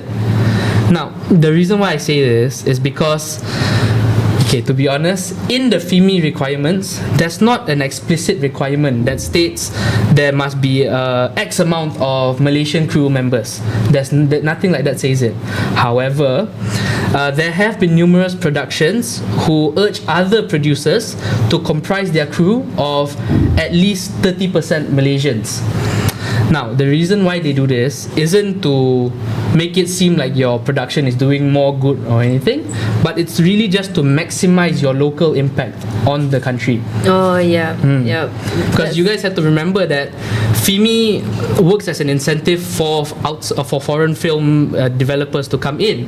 But for FIMI, they must have their return on investment as well. Yep. So helping at least 30% of your crew be Malaysian citizens, it's a big step forward in boosting what you are doing for us as a country as a whole. You can also boost the cultural exchange as well. Correct. Yes. That's a very good point. So I believe that's about it for production. Moving on to the post-production, after the filming is completed, the focus shifts instead to verification. Now, if the first two steps felt like they were very dire and they were of utmost importance, sorry to say, but the post-production stage is just as important. At this stage, all final documents are submitted to FINAS or FIMO. So that's to say, everything that you have recorded, everything that you have taken pictures of during your production, your receipts, your everything that tallied up, all must be submitted. So at the end of the day, everything that you have, FINAS and FIMO must have as well. Now, during this process, an audit will be held. So this audit is a financial audit, and it's conducted to verify the QMPE. Remember how I mentioned the QMPE early on about how you need this and that, and during the production you must ensure that you follow to it and adhere to it. This audit is basically to ensure you did everything that you said you did. This very single audit is the one that will make sure you have been following your word. Basically, you've stuck to your word. So, for example, just now, remember when you mentioned that you need to have 7.5 million, you applied for 7.5 million, or what if it's not close enough, or if it's at, terlebih? Okay, see, the thing about this audit is that it's basically, if the end goal is here, you're right here, you're just about to be done. But any payment that is incomplete, or that there's like let's say your QMPE doesn't actually reach your amount, that's still fine. Okay. You can have 7.5 million budget and not reach it, but it has to be above 5 million. Okay. But if it goes over by a significant amount, there are two things that can happen. It can either delay your audit, or it can reduce the payment that you get from FIMI. Oh, exactly. Meaning you might get less than 7.5 too. Oh, okay. Yeah. And also the cash rebate that comes back, the 30% at the end, it might be lower. That's what I mean by the reduced payment. So yeah, the QMPE is possibly one of the most integral parts of FIMI applications. Also, only eligible and proven expenses are accepted. This also ties back into the QMPE, but basically it's like you say you bought A, but if there's no evidence for it, it's still denied. Even if it was true, even if it was on Malaysian grounds, as long as there's no evidence for it, it's still getting denied. Hence, keeping the receipts and everything. Yeah. Which is why I keep pressing that point especially. Yeah. And well, okay. Let's say everything goes to plan, your audit goes, you pass the audit with flying colours and everything. The cash rebate, the 30%, is then processed and paid. This whole process the audit itself will take about anywhere from 1 to 3 months. That's not long actually. All things considered, it's not that long. If you're factoring in how important it is and what is actually going on, it's not that long. The cash rebate will then be paid within a week to a month. Yeah. Okay. So for the viewers here, I hope I'm at least making slight sense, but this is my explanation of a rundown for the basic application process of FIMI. I will now be moving on to basically the required documents. So before this, I touched a little bit on like what do you need and everything. This is like a proper list. So the common documents that are required: the completed FIMI application form, that means the actual form that you have to fill up and apply for FIMI. The company registration documents, meaning your company as a production from a foreign land, as well as the company that you're partnering with in Malaysia. All of that documents has to be submitted. Your script, like I said, your storyboard, and a detailed production budget and schedule, all that I have mentioned earlier. Besides that, there's also a list of Malaysian crew and service providers that you have to submit. The one that you said you must hire at least. Correct. That, as well as the vendors and anyone who is involved in your production. So all of that must also be submitted. Your financial confirmation, the receipts, the location lists, which is also part of your schedule about where you will be shooting and everything like that, as well as cultural and content declarations. Basically, this is what you will be filming, and does it touch on any cultural point, sensitivity, or anything like that. And the final audited accounts in post-production, meaning after the audit has happened, you have to submit that audited response back. Oh, okay. Yeah. You submit Yeah. So a very important point here is that any missing or incomplete documents has a very high risk of getting immediately rejected. Keep in mind that you're basically almost done with the whole production, so to risk it on leaving out a few documents is like shooting your own foot. You know? So remember, FIMI as an incentive, it operates on documentation, not intention. You can have the best intentions in the world, you can have the best intentions for for Malaysia, and as long as you don't have the proper documentations and everything to back up your claims, it will not be accepted. Yeah. So earlier I told you guys about the timeline and how long this all takes. Well, for each production it actually varies slightly, but typically what you guys will expect is that the application review will take about, like you can see here, about 4 to 6 weeks. Yeah, so this is from when you are planning with FIMAS and FIMO about what you want to do, about your QMPE and everything. That whole process, that whole ordeal will take about 4 to 6 weeks, while the conditional approval happens right before filming. What this means is basically FIMAS and FIMO telling you, you're allowed to shoot in Malaysia, but that cash rebate is not promised. That's what conditional approval means. It's basically them telling you, you have the green light to go ahead, but that cash rebate is not guaranteed. It's not there promised. Are still many guidelines to follow. Yep. Yeah. So the production period is the most versatile one. It can range from anywhere from a month to a year, or even more, because it is project based, meaning for each different production they will have a different amount of time required to be in Malaysia and film certain shots. So for the audit and verification, like I said earlier, it takes about 1 to 3 months. So this whole process the audit, it's quite important, and it's the final nail in the coffin for whether or not you get the cash rebate. So like I said earlier as well, the rebate payment happens right after the audit approval. Alright, so this basically means that producers must plan the cash flow carefully as FIMI does not solve short-term financing. So if you plan to have X amount of money used, if you don't have enough money to complete it, FIMI doesn't have the capabilities to just help you out. Sure, have an extra million. It doesn't work that way. So you need to be really, really careful. Correct.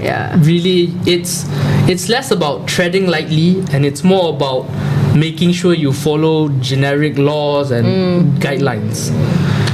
So speaking of law and guidelines, all Malaysian laws, permits and cultural guidelines must be adhered to strictly. Some producers think that, like I said, once they're in Malaysia, they are free to do whatever they want. But please, this is almost never the case. Simply put, FIMI Productions must respect Malaysia's laws and multicultural background. Contents that insult religion, race and royalty. I'm sure you guys heard about this earlier in the first session as well. The big three R's. These three are not allowed, especially if you're insulting them. Other than that, extreme violence or inappropriate contents and misrepresentation of Malaysian society is strongly discouraged. Not for our sake, but for your sake, because it's very likely that if you do so, you'll end up jeopardizing your own production. I mean, if you're planning to do, for example, if you're talking about violence or something very personal, or I mean it can be called indie films. I mean that's why it's called indie films, it's not something in general, because usually if you're going through FINAS and all, you must follow the exact law, just like you mentioned it's not untuk tayangan umum. Betul. It's not worth it if you want to make a grotesque film and everything. It's almost trivial for you to want to go and approach FIMAS and FIMO for this application. Very bold, very bold. It's okay you can do it, but just maybe at not your own risk. Betul, at your own risk. So basically, instead of focusing on all those negative things that are prohibited, producers should instead focus on giving either a positive or neutral portrayal of Malaysia.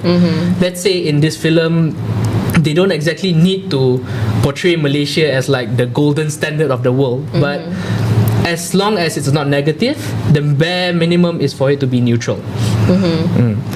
Respect for local customs and traditions is, in my opinion, it's something that you should do even without guidelines or laws in place. But it is stated that as long as you are trying to get a FIMI application completed, you have to respect the locals and customs, traditions and everything. Because as we all know, Malaysia is such a diverse country. There are cultures everywhere you turn. True. Yeah. So this is basically the cultural guidelines for if you want to apply for FIMI. And please, you guys have to remember that all the content is reviewed before the approval. So cultural issues can block a project regardless of your budget size. Meaning like during the audit and during the entire process where all your documents are submitted, it doesn't matter how big your project is, if it's a 5 million project or a 10 million project, all of these laws apply unanimously. You don't get to be above the law. You don't get to be above the guidelines. All of this applies. So it doesn't matter how expensive your shot is, how well known your company is, laws are laws. Well, now speaking of the laws, we'll roll right into that part of production, legal guidelines.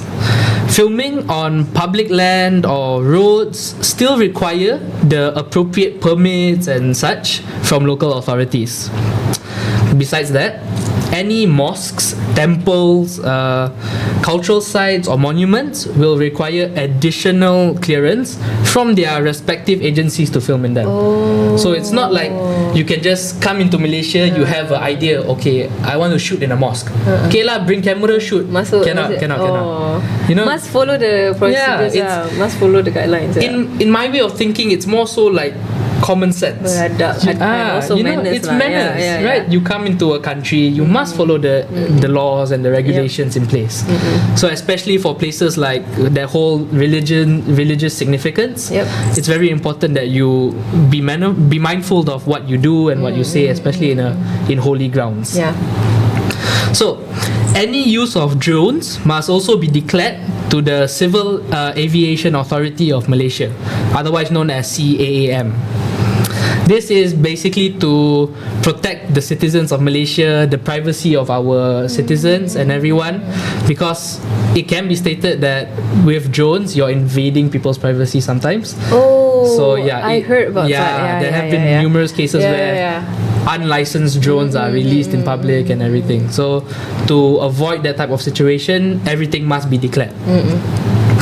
So the FINAS Act and Malaysian film regulations also apply to all productions. Now, for the sake of time, I won't be getting too much into the FINAS Act and the Malaysian film regulations, because that on its own is another topic worth hours of discussion and everything.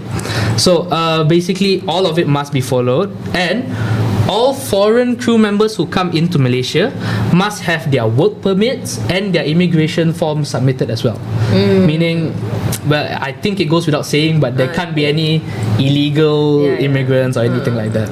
Okay, so anyone who comes in from another country to work obviously will have their work permit and everything lah. So employment, safety, labor laws, that's all a no-brainer that must be followed alongside the intellectual property and the copyright laws. All of these they go without saying, especially for films and things that need to be distributed to the public. And don't forget the laws I mentioned earlier, the one about the local authorities needing permits, and for the locations, the drones, and yada yada yada. All of that must be submitted and must be informed early on. See, to be honest, I could sit here and I could go on and on about specific guidelines and numerous laws that sometimes producers don't think about, but basically what I'm getting at is that all of this must be respected and applied to your production. Failure to do so may end up jeopardizing the entire production, and it's even eligible for FIMI to completely revoke your approval. Like you said just now, it is not promised. Yeah, it's honestly, not guaranteed. Yeah, at this point I feel like a broken record. I keep repeating the same thing. That's fine, but there are just numerous things that can happen that will get your approval rejected or delayed or this and that. There are so many things that can happen. But in the worst case scenarios, because this is the law, you're not just being held accountable for, you don't get this incentive. No, you're being held accountable at a level of the jury.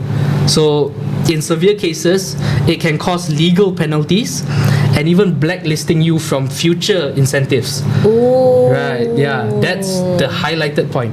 It doesn't just affect you now, it can cause you monetary issues, it can land you jail time, and it can cause you to be blacklisted from any future incentives made by the Malaysian government. Wow. Yeah. So that's basically it for the laws and the guidelines section of today's podcast. Next, I want to talk actually about just a few common reasons why some productions get rejected by FIMI. Okay. Yeah.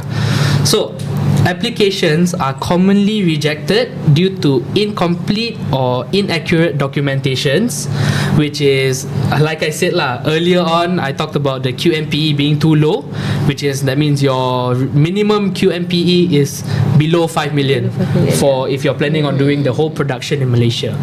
If you're just doing the post-production, then it has to be above 1 million. If it's any lower than that, you get rejected simply put. Now, something that a lot of producers actually don't think about is the weak economic impact on Malaysia. Like, remember how I mentioned about the ROI and what FIMI gets back in return? Yeah. This is basically that. Because, sure, FIMI could accept every single foreign producer who wants to film in Malaysia, but will it actually do our country any good?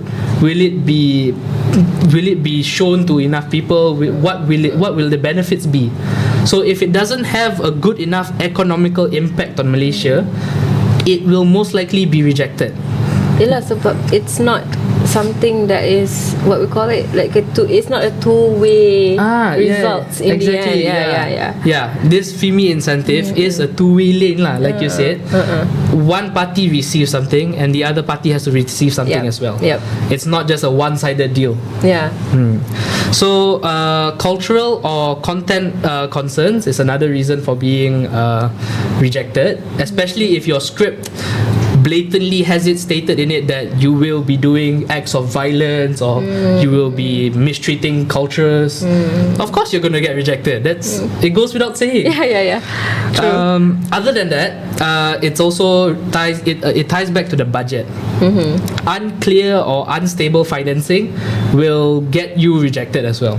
Meaning if like your budget isn't properly stated, isn't properly formatted, isn't displayed in a way that is actually presentable, chances are it will get rejected instead. Okay. Now, another funny one in my opinion that commonly happens is applying for FIMI after you have started shooting. As you guys remember, I said in the start that all shooting must be done only after you've been applied. Pick up your camera. Before you even pick up your camera, you must have the approval. This one record already, finish already, want to enter post-production, then only they apply. Cannot lah. Most likely you'll be rejected lah. So remember that FIMI prioritizes well-planned, low-risk productions. So for the last segment of the podcast, I actually want to talk about a few tips for first-time applicants. So some of the best practices that you can the best practices that you can like have is to be early before pre-production starts. Have everything ready already. Don't wait for pre-production to start before getting your documents ready and this and that, and then when FINAS or FIMO contacts you, you don't have something ready and then you have to find it. Always have it already prepared before pre-production. So this is like pre-production. Okay. Other than that, you must understand which expenses qualify for the QMPE. Like what I've been saying this whole podcast, like what actually is allowed to be considered into that quota. Other than that, you must follow your plan strictly. Meaning, if you have said you will do A, B, C, you can't go and do C, B, A. You have to follow everything in a linear progress. Everything that you said you will do, you will do. Everything you said you won't do, you won't do. Yeah. To me, it sounds quite simple. It's generic. Yeah, it's generic. Yeah. And other than that, you guys do have to communicate regularly with FINAS or FIMO if you want it to go smoothly. Yeah. Because there's nothing that organizations would hate more than them being outside of the loop. Being ghosted. Correct. Yeah. I feel like we can all relate with that. Yeah. So it's true even for organizations. Always keep in touch with them. Always update them about what you're doing. Yep. This doesn't mean drop them a text doesn't mean slide into the DMs like, hi, tengah buat ni. But a formal update. A formal update about where you are, what you're doing, and what is happening in the production. Everything like that lah. So another major point is to always be realistic. Always be realistic with your budgets and your timelines. Don't think of yourself as a superhero who can complete production. Don't be too delusional. Don't be the Lulu lah. Always make sure everything is set, is given the right amount of time that is required and everything lah. Okay.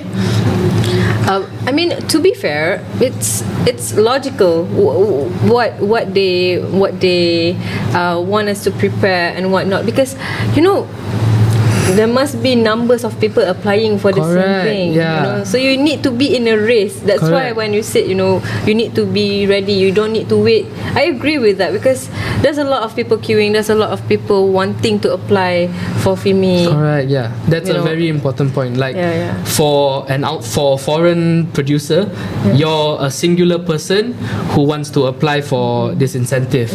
But for the incentive, there are thousands, if not millions, of people who want to apply for it at the same time. I mean, talking about getting cashbacks and all, who doesn't want that? Exactly. It's 30% up to 35% if you're doing well for the economical, you know. So it's always a race about trying to smooth the process out as much as possible. So I feel like I can wrap it up by saying FIMI isn't just about getting your money back. It's about proving that your production adds real economic value, cultural value, and professional value to Malaysia as a whole. Okay, so I guess we will now move into the Q&A session. Audience members are welcome. Okay, we have one question.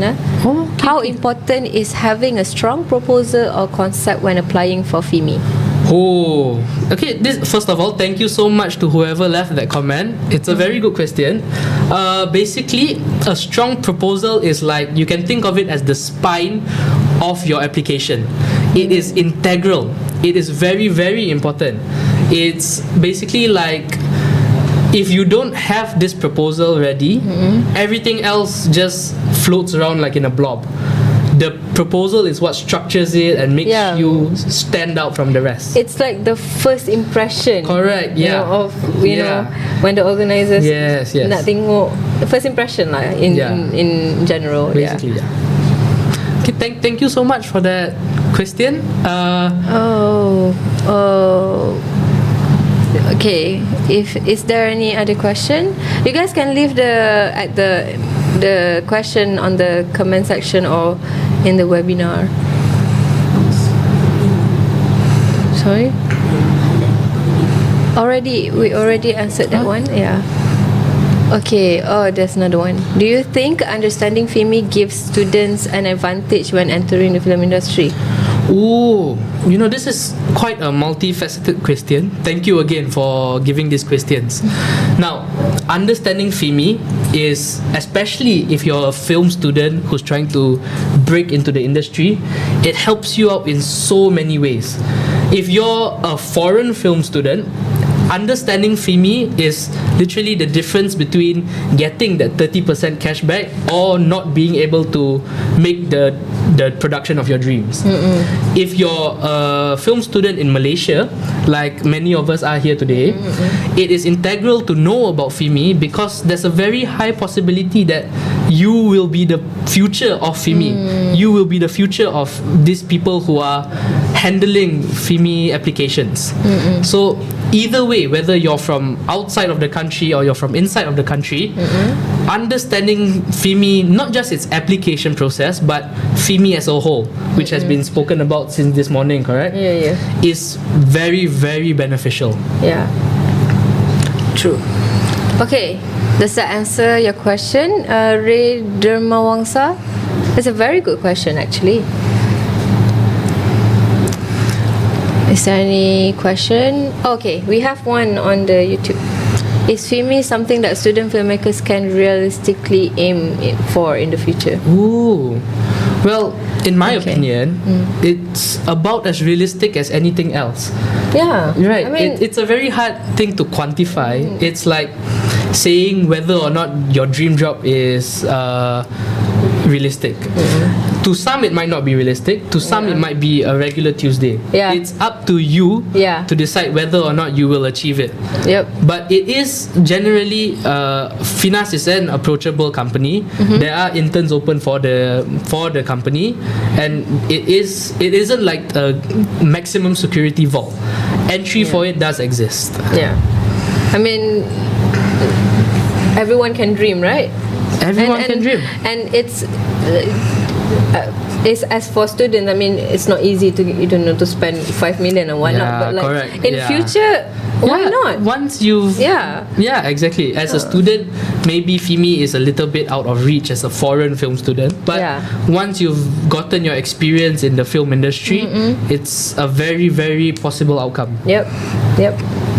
Okay, we have more questions. Oh, how early should filmmakers start preparing if they plan to apply for FIMI? I like you. Sorry, what's the question? How early should filmmakers start preparing if they plan to apply for FIMI? Like you mentioned just now. See, this question, right? Don't wait, the one that don't wait. Don't wait. Like I've been saying the whole time, it's always better to start early than to start at the right time. There's no late. It's either there's no on time. You're either early or you're late. So in my opinion, if you want to ask me when do you start preparing to plan and everything, you could start this very hour. Start with something that is tangible, your script, your story, your storyboard and everything. If you can't handle the finances right now, it's no worries. You can always think ahead soon. But right now you can prepare earlier. That's a benefit. That's a you know, there's a famous quote, the best time to plant a tree was yesterday. You know, and it's always about that, like handle things that you can handle now. The story, the script, the things that are even manageable for students. We have can we scroll a bit? What advice would you give to students who feel FIMI is too complex for beginners? You should plan yesterday. So, for advice about if it's too complex, well, I mean, it's too complex for anyone if you're new to it. I wasn't born with this knowledge. None of us were here when it was like, you know, it's like you have to learn it, and it's something that requires time, diligence and effort. If it's something that you're truly passionate about, I suggest you research about FINAS, FIMO, other incentives as well, but FIMI is one of the leading ones, as well as like showing you realistically, as well as like this type of podcast, it shows you the inner workings of FIMI, everything from the inner work, from the application, what it means, and later on in the day we'll also have like case studies as well, correct? Later. So I hope that answers the question. Is FIMI something? Okay, sorry, we already replied that, answered that. We have on YouTube. From your perspective, how much has the FIMI cash rebate actually helped local producers and film practitioners in Malaysia? sorry. The FIMI cash rebate is generally meant for foreign producers, not local producers and film practitioners. Although I can say the cash rebate itself doesn't have a direct helping towards practicing film producers in Malaysia. But if the FIMI incentive, let's say, were to take off a lot more, the film directors from outside would hire film directors from Malaysia to be people who are involved in the production. So in a way, indirectly, it does help Malaysian workers who are in the film industry, just not directly through cash rebates. Okay, we have, I think, final question from YouTube is, how does FIMI support international collaborations in Malaysia? Well, simply put, that 30% cash rebate is like, it's enticing. Yep. And it helps foreign producers who want to come into Malaysia to film, and let's say your project already has Malaysia into the script, baked into the story, and it hits all the guidelines that FIMI wants. There's no reason for you not to apply. And even if it doesn't, it's always something to aim for, because it helps you take off your career in a foreign country. It doesn't just landlock you to your country. Especially in today's age, it's very, very nice, it's very, very good to have the ability to break into a different country. Okay, does that answer your question? Thanks everyone for sending us a bunch of questions. Really, I mean, on the webinar, do we have any more questions on the webinar? No? Okay. Alright, I think that's about it.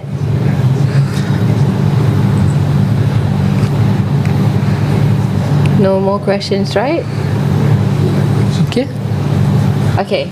Alright, so I think that's it. Thank you very much, Kamil. Oh my god, such an interesting, informative session. Thank you again once for you guys all for having me here. Yeah, we truly appreciate you for being here, for walking us through the tips, knowledge of FIMI, guidelines. It's really, I found out about that today.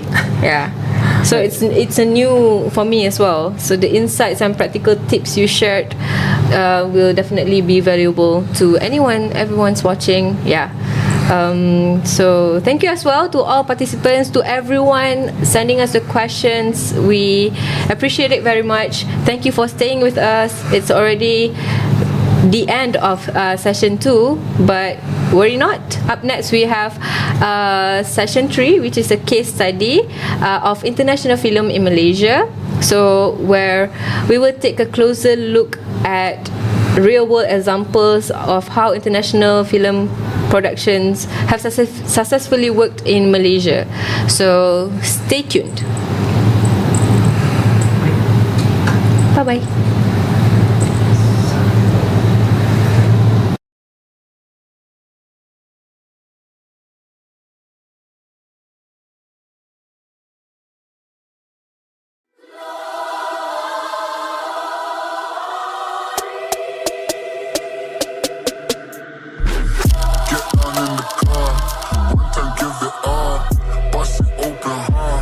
Let me see you try.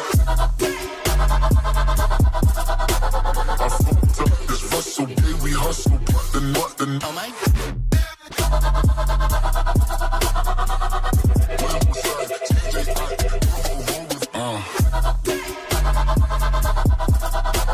I fucked up this Russell, yeah, we hustle, but the oh my.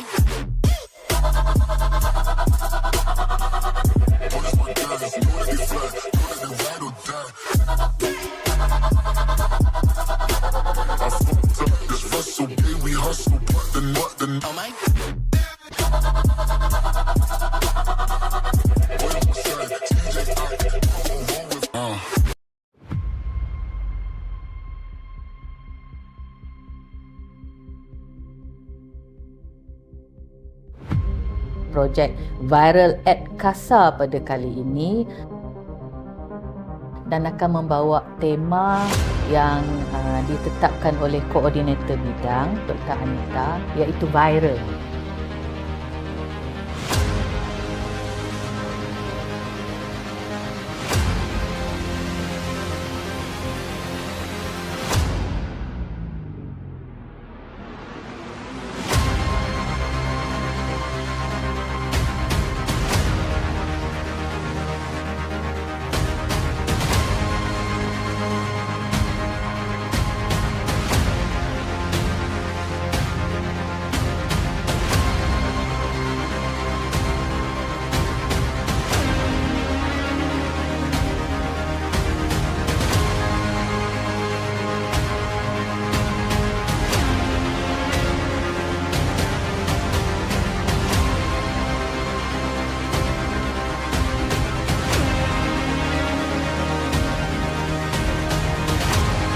Dan CASA itu sendiri adalah satu penjenamaan semula. Yang CASA itu nama sebenarnya adalah Creative Art Sol de Amo. Kita dah tetapkan viral CASA ni adalah ke arah pendidikan.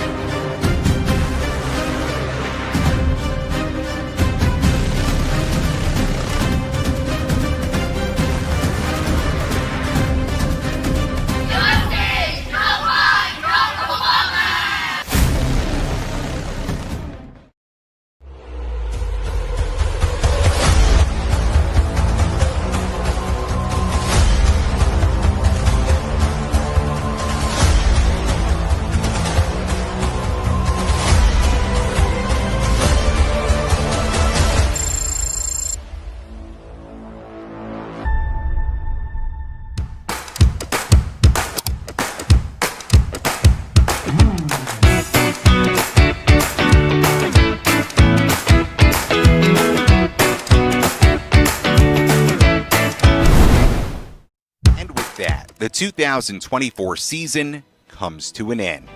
Good night. Upon a hill across the blue lake, that's where I had my first heartbreak. I still remember how it all changed. My father said, don't you worry, child. See, heaven's got a plan for you. Don't you worry now.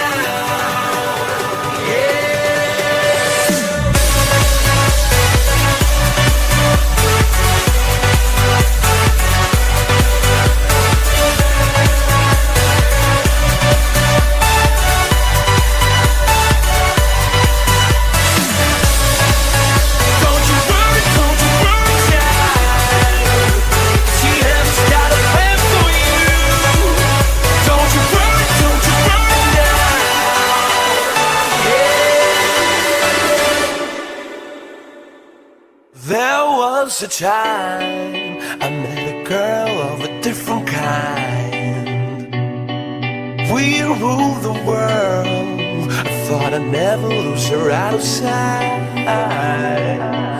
We were so young. I think of her now and then. I still hear the songs. Reminded me of a friend.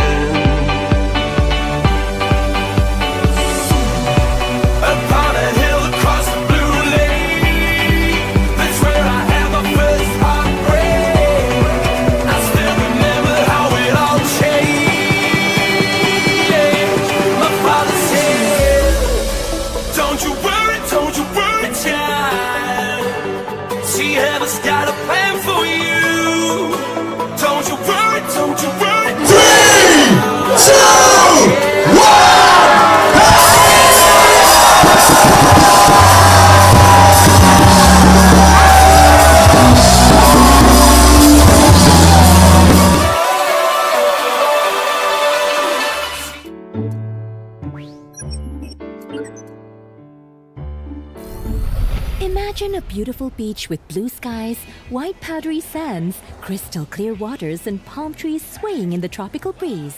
Imagine lush tropical rainforests with diverse flora and fauna, and cool misty hills and mountains. Imagine a gleaming modern city bustling with people and activity amidst a backdrop of one of the most iconic buildings in the world, the Petronas Twin Towers. Now, imagine yourself right in the midst of these, producing your masterpiece with all that Malaysia has to offer. Malaysia is an endless wealth of possibilities with its beautiful landscape, friendly people, rich and diverse cultural heritage, unique architecture, and essence of modern life. Malaysia also has world-class infrastructure in the field of film production, with the opening of Pinewood Iskandar Malaysia Studios in Johor, and film workers who are highly respected in their field. To encourage foreign production companies to produce their work in Malaysia, the Malaysian government introduced the Film in Malaysia Incentive, or FIMI. FIMI is a 30% cash rebate for qualifying Malaysian production expenditure, QMPE. That's quite a lot. It's to provide an additional financial incentive for creative content development, specifically for film, television, and other screen productions. FIMI is available for both Malaysian and foreign production activities and can be applied in one of two streams. 1. Production activity. 2. Post-production activity. FIMI applications are processed through the Film in Malaysia Office, or FIMO, a division of the National Film Development Corporation Malaysia, or FINAS. All Malaysian and foreign film producers who choose Malaysia for filming location and pre-production, as well as production and post-production activities, are eligible to apply for FIMI. FIMI applies to productions with the following formats.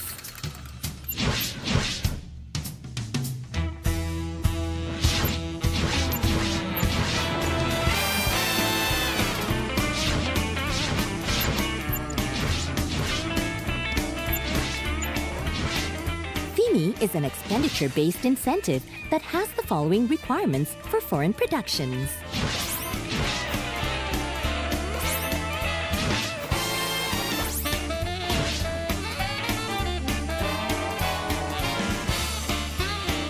Before the commencement of a production expenditure, producers need to apply to FINAS for the FIMI Provisional Certificate.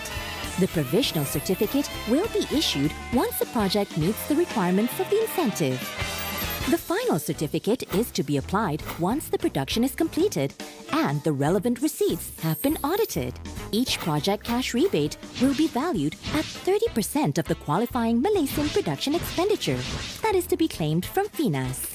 FINAS oversees the production activities in Malaysia.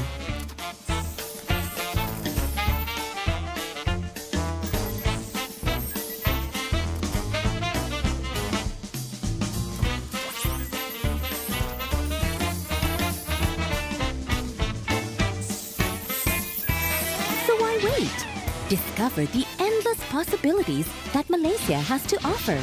Log on to the website and watch the magic unfold.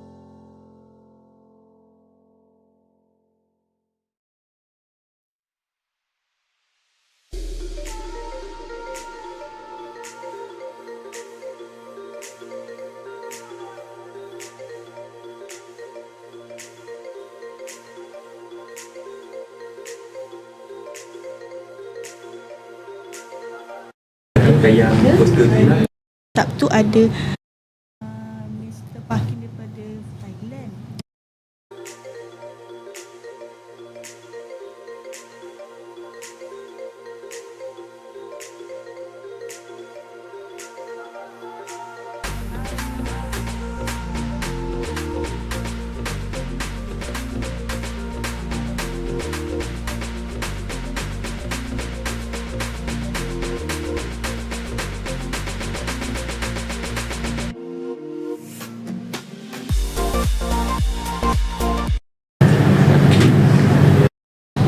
Lama tak jumpa Pakin.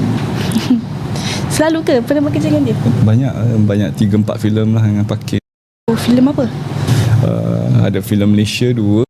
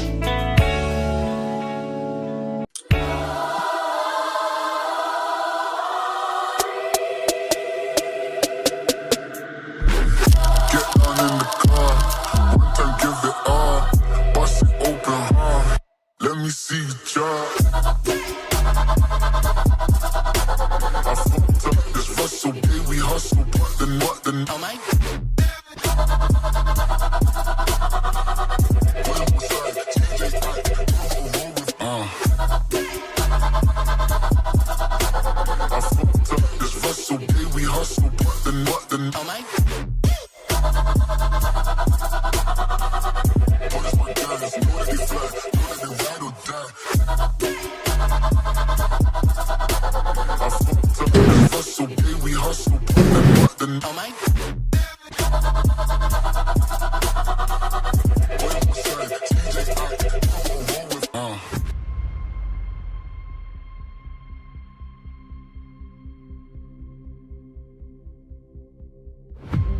Projek Viral CASA pada kali ini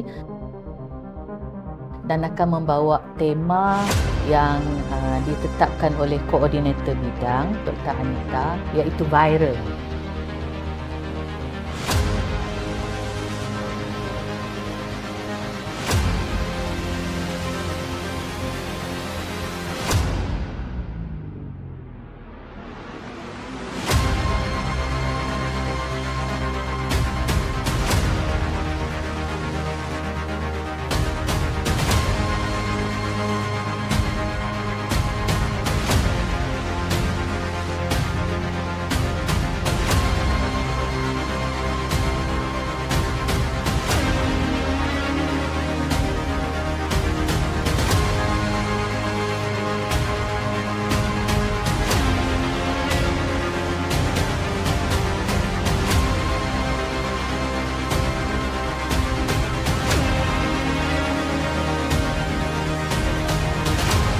Dan CASA itu sendiri adalah satu penjenamaan semula. Yang CASA itu nama sebenarnya adalah Creative Art Soul de Amo. Kita dah tetapkan Viral CASA ni adalah ke arah pendidikan.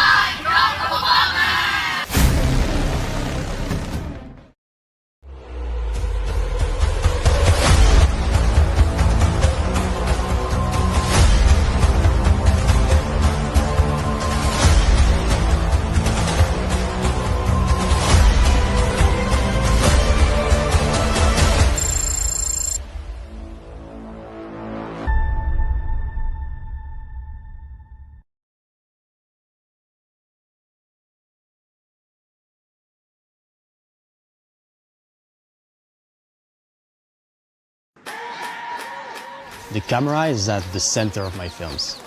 If I use a new one, I need to see how it performs in real life and what that new tech can do for my creative. I'm making this ad and it's focused on the performance of a bike and an athlete. I need to capture the speed, the control, the drive and the determination.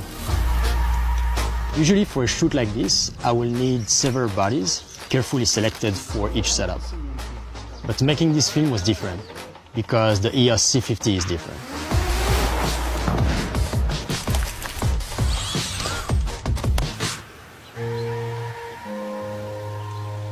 I was surprised how dark it was in the tunnel. We used the highest based ISO, which is 6400, but we pushed it even more to 12,800 and it was still incredibly clean.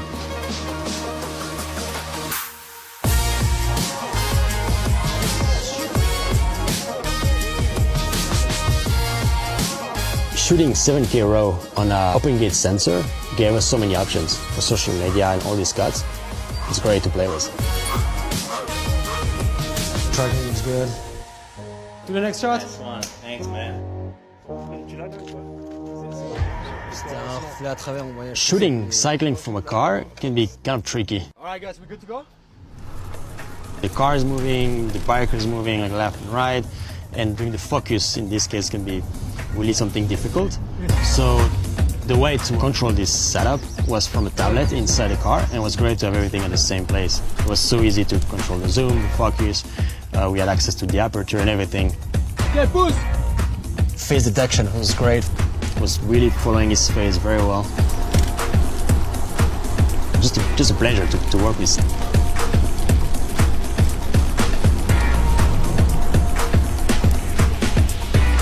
Just check the camera quick. So we're here for the second part of the shoot.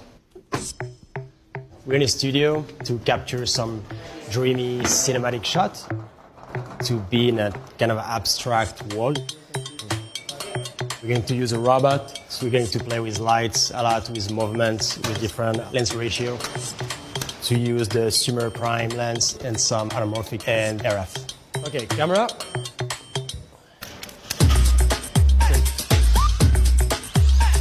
Shift. 3, 2, 1, action. We shot few sequences already, and the image quality and the result is it's stunning. To shift or anything, just like a regular Dynamic range is really, really great. The natural colors, the skin tones, it's beautiful.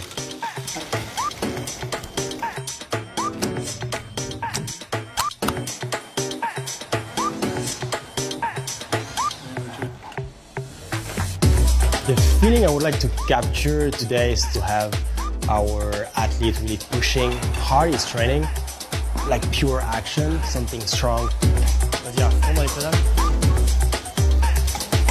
Usually in a project, I think it's really interesting creatively to mix lenses. So I will use anamorphic, but not only. And shooting the full height of the sensor gets everything out of anamorphic lenses. The goal of it is to have different texture to play with, different aspect ratio. Even as a filmmaker, I love shooting stills. Yeah, perfect. And what is great about this camera, it's from the flick of a switch, I can change from professional video to high quality stills.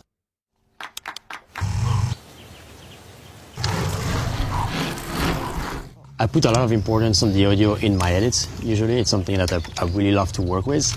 So we were able to capture all our sound design directly on set.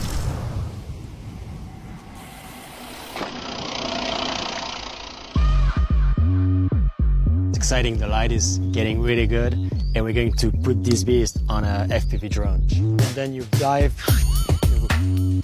We're going to get some sick cinematic shot from this guy. All right, let's do it.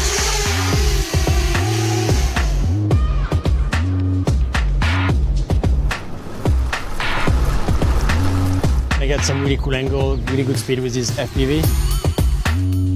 Yeah, it looks very different than any action camera that I used to work with. We tried so many things with this camera today. It's honestly beyond our expectations. The fact that it's that small with this quality, it's stunning. Personally, what I love about this camera, it's the fact that it's so small, so light, but with everything of a professional camera in it. So all the features that I need, the unlimited raw recording, the time code, the waveform, and you're still able to do some stills. The C50 has delivered in every single scenario. That's a wrap, guys. If I had to choose just one camera, this would be it.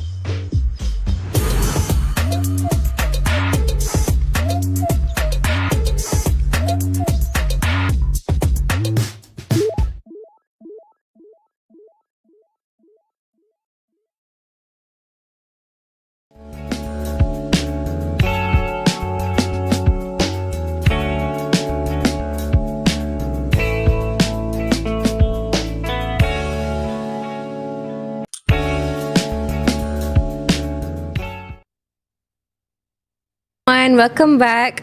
Thank you for staying with us. We are now moving to our final session of the day, session 3, which is a case study of international film in Malaysia. Before that, we would like to acknowledge and thank our sponsor, which is Tegas Broadcast and Multimedia, for their support of the CINEMOVE podcast at SULAM International Filming in Malaysia Online Webinar 2026. This session is especially exciting because we'll be looking at the real-world example of how international film productions have successfully worked in Malaysia, from planning all the way to production. To take us through this study, it's my pleasure to introduce our first speaker, Nur Akila Azman. She is a student of Bachelor of Creative Industry Management program at the Faculty of Film, Theatre and Animation, UiTM. She will be sharing her valuable observations and research of how international film production management operates within the Malaysian industry. Additionally, joining her, we have technologist Khairul Anwar Mat Kasim, or known as Mr. K, as a seasoned Malaysian film industry professional. He will be sharing professional and practical hands-on experience and lessons learned from working on international film projects in Malaysia. So, without further ado, let's jump right in and give a warm welcome to Akila and Mr. K. Okay. Hello everyone, apa khabar? Hello everyone. So thank you Miss Christina for the introduction, and it's a pleasure sitting with you here, Mr. K. So My pleasure as well. Thank you very much. So we started. Actually, I want to talk about we have in the recent year we have seen more international production choosing Malaysia as their film destination, right? So production from the Hollywood studio, international co-production, and even streaming platform like Netflix. So this make Malaysia no longer just a background location, but we have becoming the part of the story. So for the starter, I want to let's start with something fresh. I want to ask Miss Christina and Mr. K, have you guys heard about the film from Marvel Studio called Thunderbolt? Yes, definitely. I've watched Thunderbolt in one of the nearby cinema in Shah Alam, and I was truly fascinated with the whole production. Okay, continue for that. Okay, first I want to ask Mr. K, what is your first impression when you saw Merdeka 118 debut in the Thunderbolt films? I like to share the whole experience in the cinema. So sure. I think we were basically surrounded with a lot of other audiences and also cinema goers. So there was a scene where suddenly there was like an explosion, okay, and the background was the Merdeka 118. I saw that one. Yeah, alright. So everyone in the cinema was like, wow. They actually blew that place, right? Everyone was like crazy. Wow, that's Kuala Lumpur. That was the right, that was the word used in the cinema. Everyone was like, wow. They were so impressed of looking Kuala Lumpur as the background for Thunderbolt. I see. When the behind the scene film, I saw the video they post on TikTok, and the comment section was flooded with everyone was impressed because finally Merdeka 118 after 3 years being built, 3 years I think. I think so. 3 years being they finally debut in the Hollywood films. I mean, despite being the second highest, I think it's the second highest building. Yeah, second highest in the world. Second highest skyscraper in the world. Many comment actually praise how stunning the scene look, and one really stood out. Someone wrote they just discovered that Malaysia has the second. Actually, they just know Burj Khalifa. They didn't know that Malaysia has the second.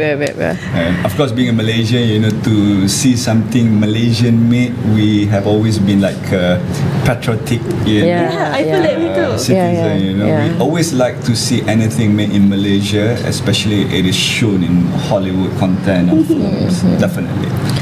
Rasa bangga, proud. Rasa perak lah. Semua nak tengok. So, another film that Mr. K actually want to share is Crazy Rich Asian, right? Yeah, Crazy Rich Asian. I think everyone loves watching Rich Asian. Yeah. What about you, Christina? I watched that, I think, over 5 times. You know, I think I've watched it more than you. Oh, wow. I'm not the one left out. Yeah, it's a great movie. You have to watch it. I think you gotta watch it. Yeah, I'm not sure whether it's still in Netflix, but I think you can get it whether maybe in Astro or something like that. Yeah. I think I will watch. I think they also Girls have a book. would actually die for just to watch Henry Golding. Henry Golding. Yep. Watched it because of Henry Golding, by the way.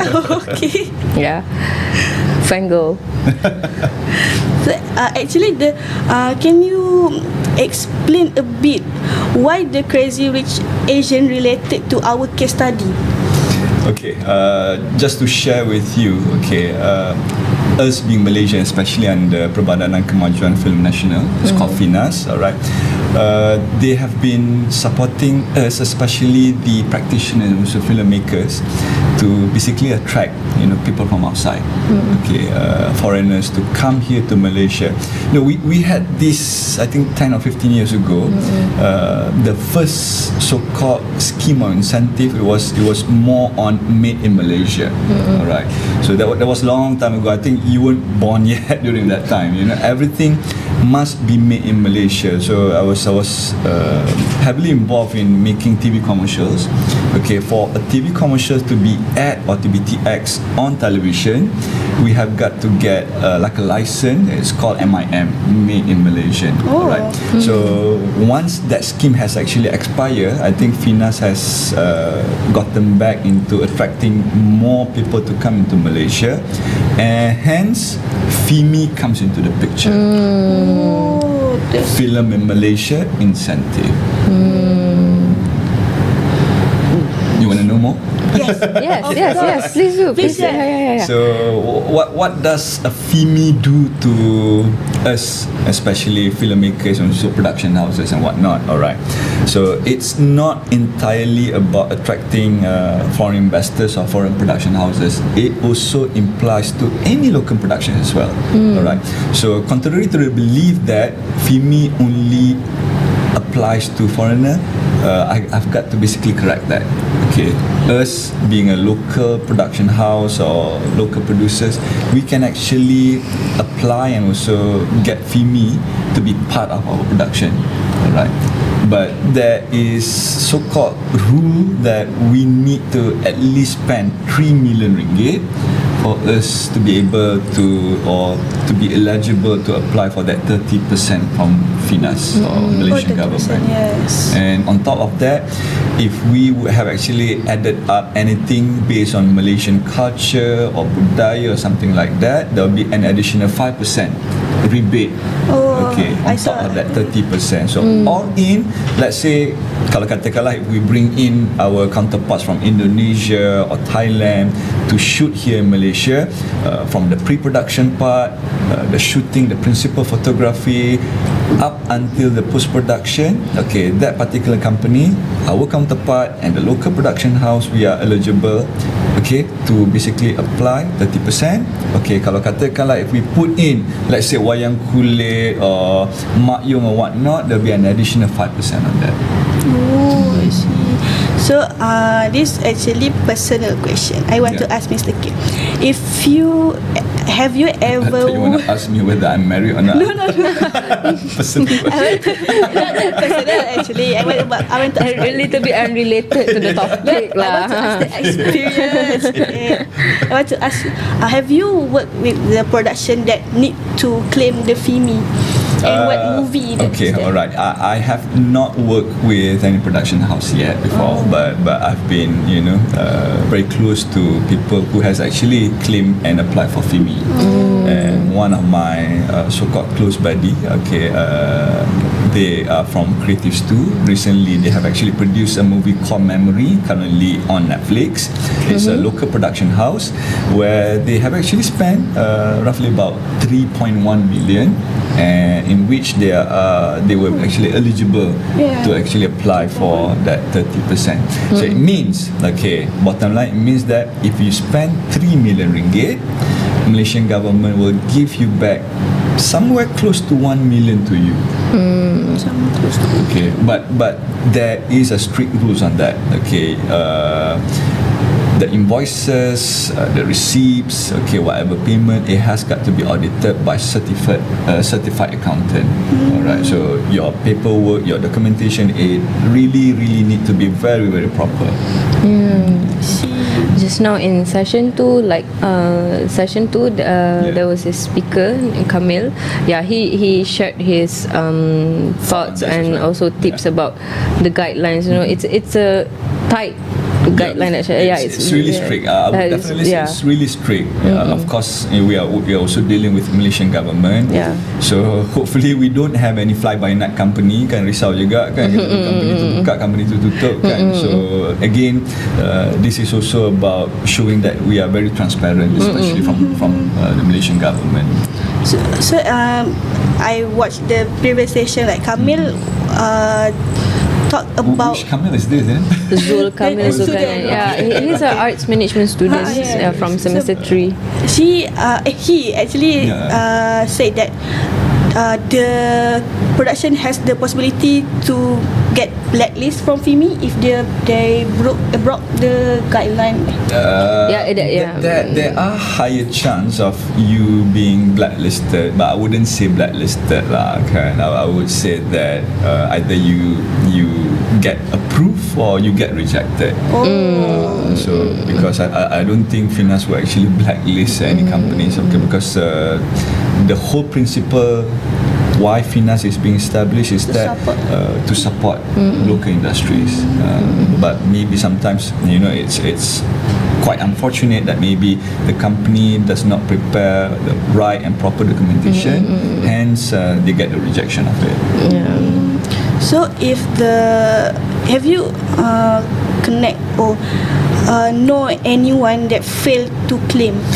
And I have not encountered with anyone in any production houses which have actually, you know, got rejected about it.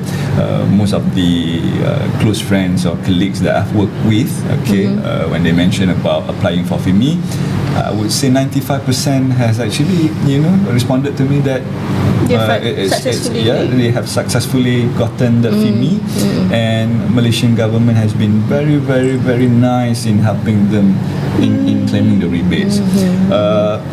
Of course, when you set up a production house, okay, this is the basic principle of setting up business. Make sure that your files, your documentations are all proper. Okay, making business, especially film business, is not like, you know, it's not like selling goreng pisang tepi jalan. Okay, you need to have a proper documentation. You need to have a proper documentation. You need to have a production secretary. You need to have that filing and everything. Because at the end of the day, if you are not applying for FIMI, you are still answerable or eligible to have your company to be taxed and audited. So I have. Just now you mentioned about Crazy Rich Asians, right? Did they claim from FIMI or? Yes, they did definitely. Oh, they did. Okay. There were a couple of films. If I'm not mistaken, it was Black Hat. I think it was Chris Hemsworth. Was the actor for Black Hat.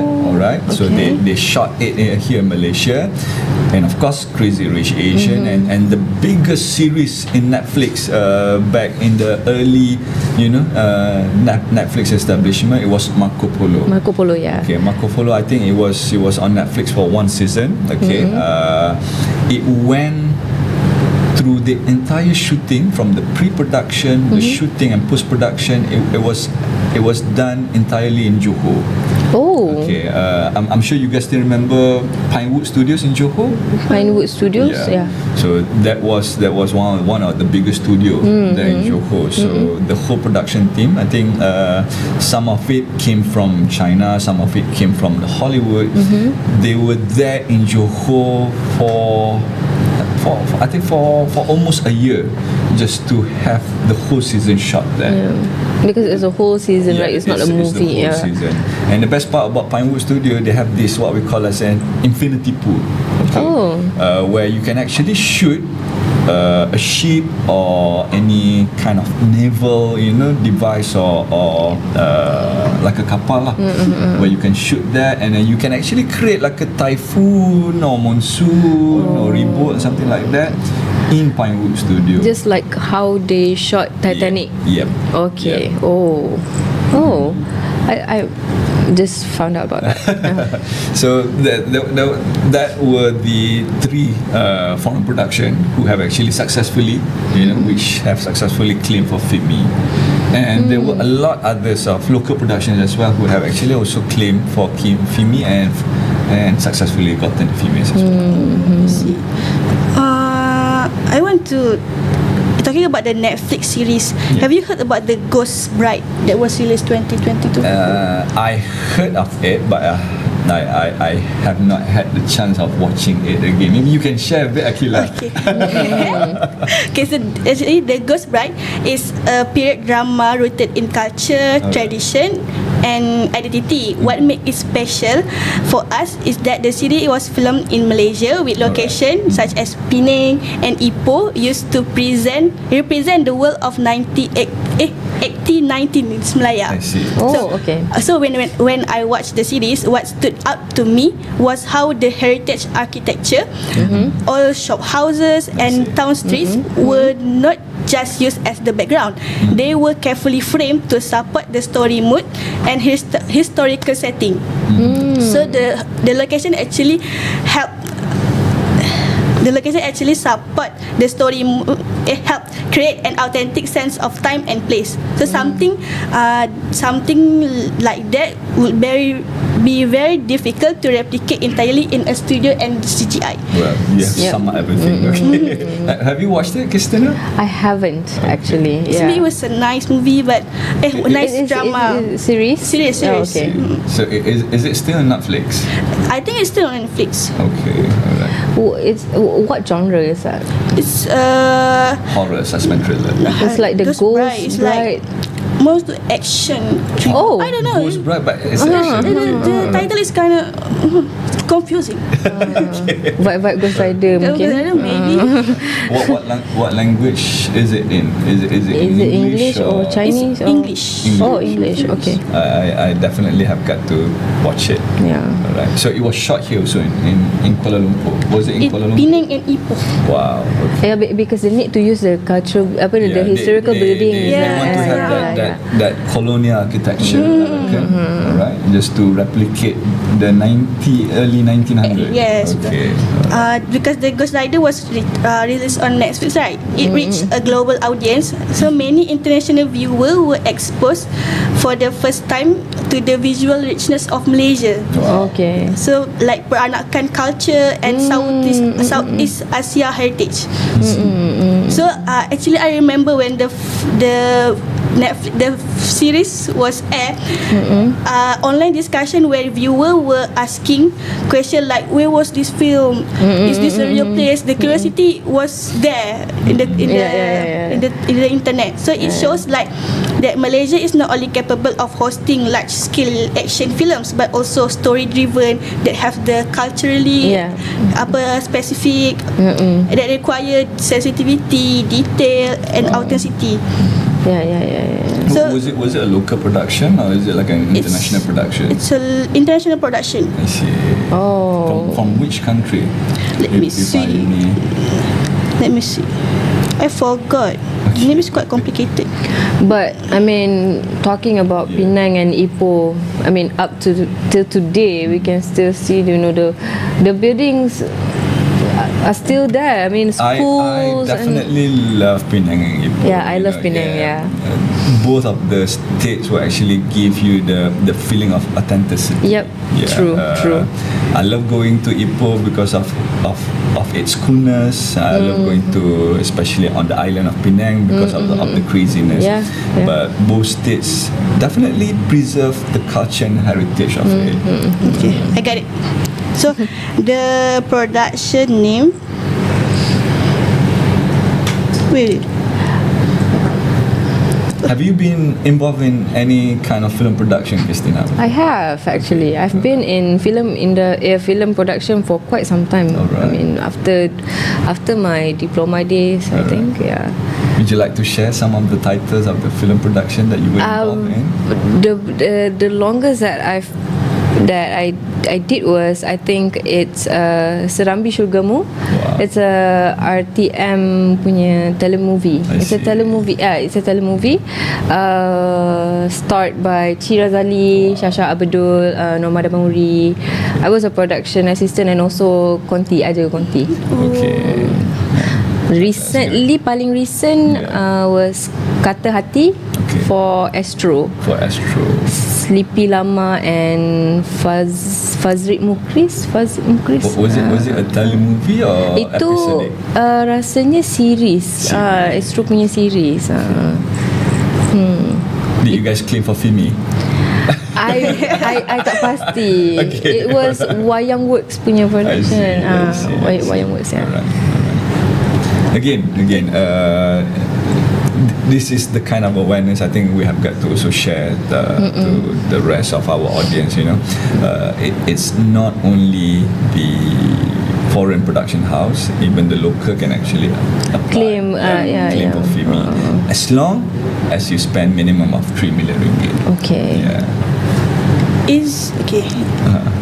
Films like KL Gangster. It's not like bukan dia macam represent Malaysia sangat. It's a bad actually it's a bad movie. Bukan dia macam bawa I wouldn't say a bad movie. It reveals and show the underworld of Kuala Lumpur. Yeah. Can they claim Fimi? Yes, they definitely can. But again, it's up to Fimi. The rigorous part of again submitting the documents.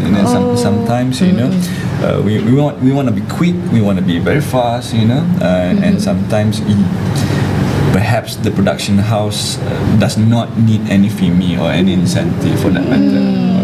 So again, KL Gangster was really hooking up on the the gangster genre. You have Aaron Aziz and whatnot. Alright. Yeah. So if the feeling is that I don't need support, I don't need incentives. I can surely collect on box office cinema. So it's and up some to people, them. it's truly up to them. Yeah. I see. So technically, the first time I heard about FIMI, I thought it's only for foreign producers or foreign productions to claim until now I know. Okay. Interesting. There are a lot of incentives that actually being provided by finance. That is also what we call as a cinema rebates as well. Okay, if we have film which is intended for cinema releases, okay, every year annually, finance will actually give back to the producers, based on the box office collection. But this is the thing. I think we have got to be very actively involved in knowing who our circle is. Always get along with people who is actively involved. All right, to know and to understand what kind of support, whether it's incentive, whether it's physical facilities supported. There are a lot of support that is being provided by finance, definitely. Does FIMI actually have most films, right? Yeah. If the MV, the music video, they would draw the image. Okay. This is the thing. Sometimes we always draw the line. When it's FIMI, it is just meant for motion picture. All right. So FIMI has that, that so-called expansion of any kind of content production, all right, can actually claim for FIMI, whether it's animation, whether it's music video, whether it's documentary or whatnot. So the as long as you spend minimum of 3 million, you are eligible for it. But no one spends 3 million ringgit on music video. Yeah, technically. Animation possibly. Yeah. So you collect, like animation, there's no way they recorded, right? So maybe the animation itself, the story itself, talk about Malaysia culture, heritage. Does Agent Ali eligible to claim because there's just a little bit talk about the culture? Yes they do. Okay, but usually when we talk about FIMI, it's always been inclined into getting our counterparts from abroad to be part of the production here in Malaysia. Again, because as a partner, we want as level best to basically get support, especially from the government. All right. Here FIMI comes into the picture. All right. So it's always about getting your friends from outside internationally to come here to Malaysia, and usually for a local production, again, it's not that we are not aware, but again, being too rigorous of preparing the whole documentation, that seems to be a bit of the complication on our side. So basically FIMI for those who yang rajin lah. Yeah, I would say something like that. Again, for FIMI, it's not rocket science, but it is not too easy as well. Right? Again, to have our counterparts coming from Indonesia, Thailand, or maybe America. Okay, the thing that you need to prepare, of course, when you have your buddies, when you have international workers or production crew to come here, there's this thing what we call as Puspa. Okay, Puspa. I'm sure you have heard about Puspa. You've done concert, right? Yeah. Okay, so that is like a working permit. Okay, so any contractors or staff or crews who are actually coming from abroad, we need to basically get the working permit. That'll be under from Puspa. Yeah, from Puspa. All right. So you need to have that.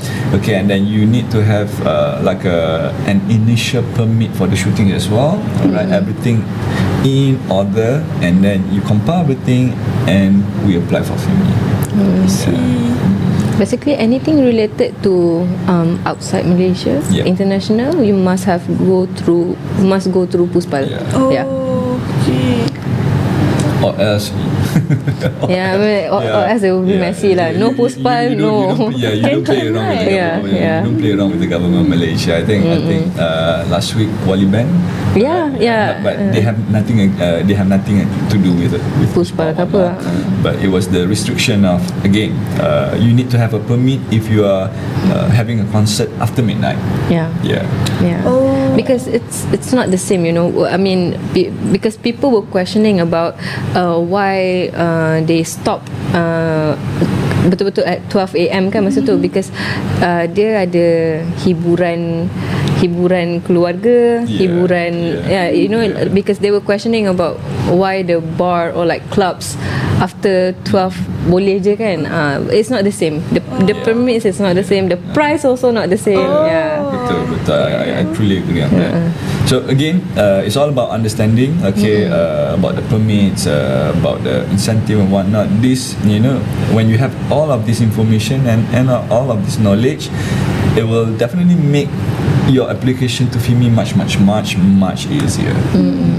Basically, the document need to be.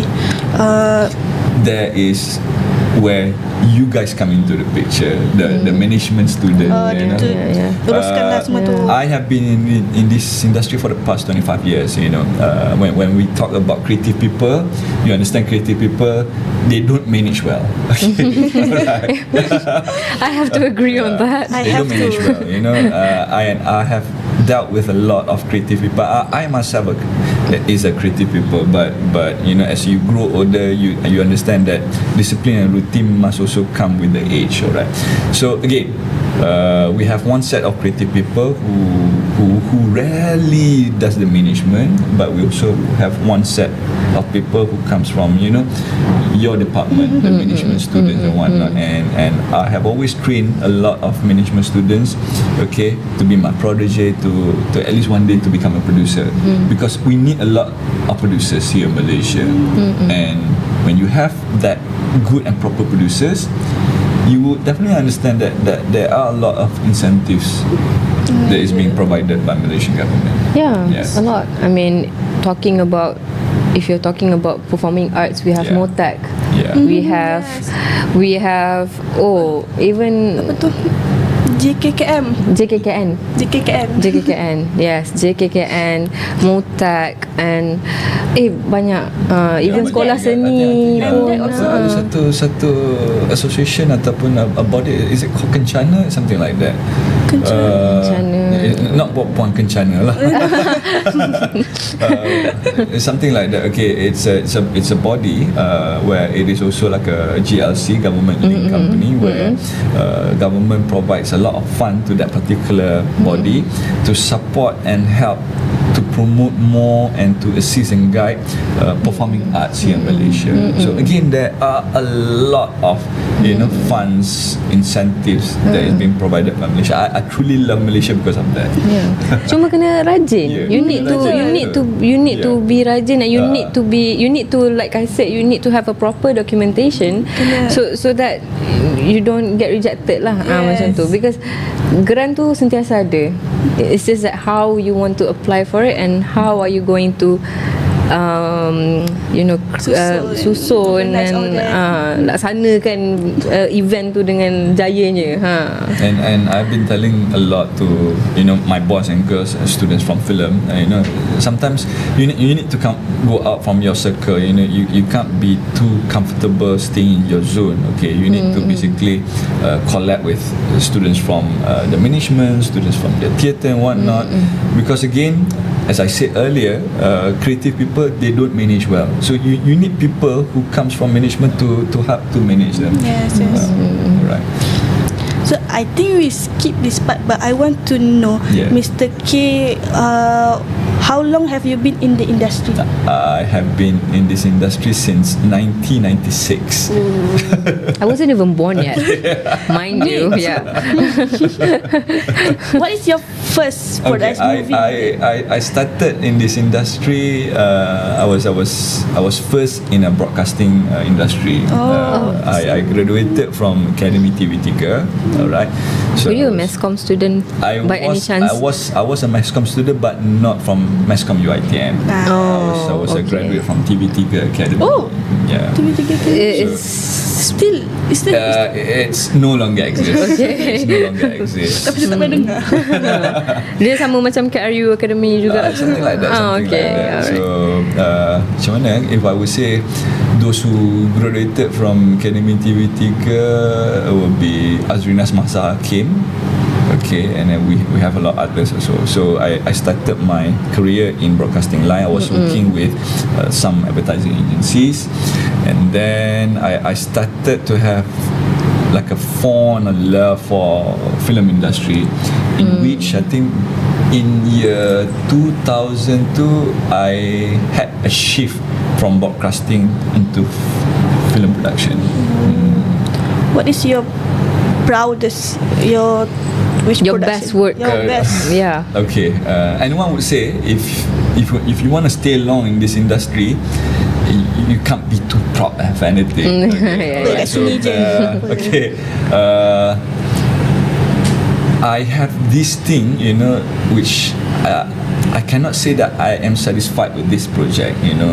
If you have that satisfaction, kalau time tu dah ada satisfaction, you can no longer be in the industry. Yeah. But what I can say is that I had a lot of fun and also experience working with a lot of people. I've worked with Datuk Prof. Razak Mohidin. I've worked with Gas Abu Bakar. I've worked with Kyo Chiang from Multimedia. So there's a lot of people who I've worked with, and this has also be like an experience and a part of me to make sure and to ensure that I am always relatable and also again relevant to the industry. Currently you have any production? Okay, my currently this is like a secret because I've already signed NDA, so I can't be saying. But recently I have grown a bit of interest on making micro series. I'm sure you have seen micro series one. If you have actually, if you browse on TikTok or Instagram, and suddenly there's this Chinese micro series on vertical series. Okay, alright. Cerita Cina ke, and suddenly kalau katakanlah Mak Saleh punya micro series, my boyfriend is a billionaire heiress, something like that. Alpha. Something like that. Okay. I was with a colleague of mine, so we had the shoot of 30 episodes in 3 days. Okay, I have also one content. It's like a movie now currently showing on Netflix. It's called 11 Hearts Before You. 11 Hearts Before You. Hearts. 11 Hearts Before You. In that particular movie, I actually worked with Fatah Amin, Liana Jasmine. Oh, interesting. Okay. Can watch. Okay. And apa lagi micro series tu cost a lot tak? Atau or it's how do I say this? Because the actors it does not cost a lot, okay, but just to gain experience out of it. The production is different from the it's quite the same, alright, but again, if you have been in this industry, finishing 30 episodes in 3 days is crazy. It's right? Crazy. I mean, I was shocked to hear like 3 days. I misheard ke? So usually berapa?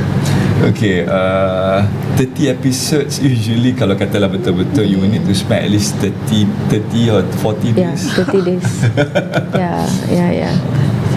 So I was with Siti Khadijah and also Imam Amri on that particular micro series. Oh. That all I can say. Okay. I think actually Malaysia start involved with micro series is a good idea because China already US, China, even the cerita is, I mean, I can say it's cringe. It's very intriguing and engaging. Tapi you cannot stop watching. You keep scrolling. And you will And the best part is that they only give you 5 free episodes. Yes. And you get kena bayar. To watch more, you need to subscribe. Need to subscribe, RM25. I always ended up paying for that. Yeah, just because I want to know the ending, like what happened in the end. So that is one of the current trend of producing content for. Again, now we are very much related to watching content on devices. All right. So that's it. Alright, so we have got to basically follow the trend. Yeah. I think it's very. And we wouldn't be surprised if one day we will be watching concerts only from devices as well. But of course, me being conventional and traditional, I would prefer to watch concerts physically. Yeah. Same goes to like watching a new movie. Watch it when you watch it at the cinema, it's different feeling. It's a different, very different than you just buka dekat projector or like watch it from your. What about you, Akila? Have you been involved in any production before, TV production, film production? Actually, I have not yet because actually I'm from diploma animation. Oh wow, okay. So actually I don't have. What makes the change from animation into management? That's what I questioning myself until now. Actually, it's my UPU first. Okay. Basically, because I don't really know what as management really is. So I just take no interview. Okay. Then I think we need to be very positive about this. Okay, you have your diploma in animation. Alright. So basically, you understand the whole knowledge and information of animation. The principle. Alright. Okay, the whole principle of animation. Now you are in the arts management. Alright. So study and learn how to become producer. Alright. Again, animators are all creative people. and sometimes I see a lot of animators, my friend, they sleep under the desk just to finish up, creating animation and whatnot. Sleeping with the computer already. Sleeping at the computer, kadang-kadang tak mandi pun nak buat job tu kan dan sebagainya. Alright. So here you come into the picture where you actually manage them. You manage the whole project. Alright. So again, producing is all about taking care of the welfare, okay, to ensure that the cash flow runs very well, okay, and to also ensure that maybe one day, alright, you can also apply for FIMI. Actually, I learned a lot in art management since when I was diploma. I was just buat. Kalau event pun orang lain yang uruskan, so kita je bagi je. But now I yang urus event tu, so learn a lot. It's a different experience, I can say. What about you, Christina? I was in the arts management diploma, then degree same creative industry, arts management. Right now I'm doing my masters in masters of cultural and creative industries. Apparently I think I have a problem of moving on from FiTA. So I might do my PhD somewhere else. It seems like you're married to FiTA. She might be lecturer here. And I can definitely see her in the academic team here. Why not? So why not? Are you currently in your final semester here? I'm currently submitting my first draft next week, and then I'll be doing my Viva on the 3rd of February. Good luck. I'm sure you can do it, definitely. Inshallah. Do we have any more questions on FIMI? Okay. I think if we don't have anything else to discuss, we can now move into the Q&A sessions where the maybe our viewers can leave down in the comment section. And we also have some questions here. I mean, while waiting for that, maybe we can start with this. I can see bahasa Inggeris lah pula. boleh kita cakap Melayu. Boleh cakap Melayu tak, producer? Boleh nanti. We can just we have to mix a bit because we have viewers from Thailand and also Indonesia.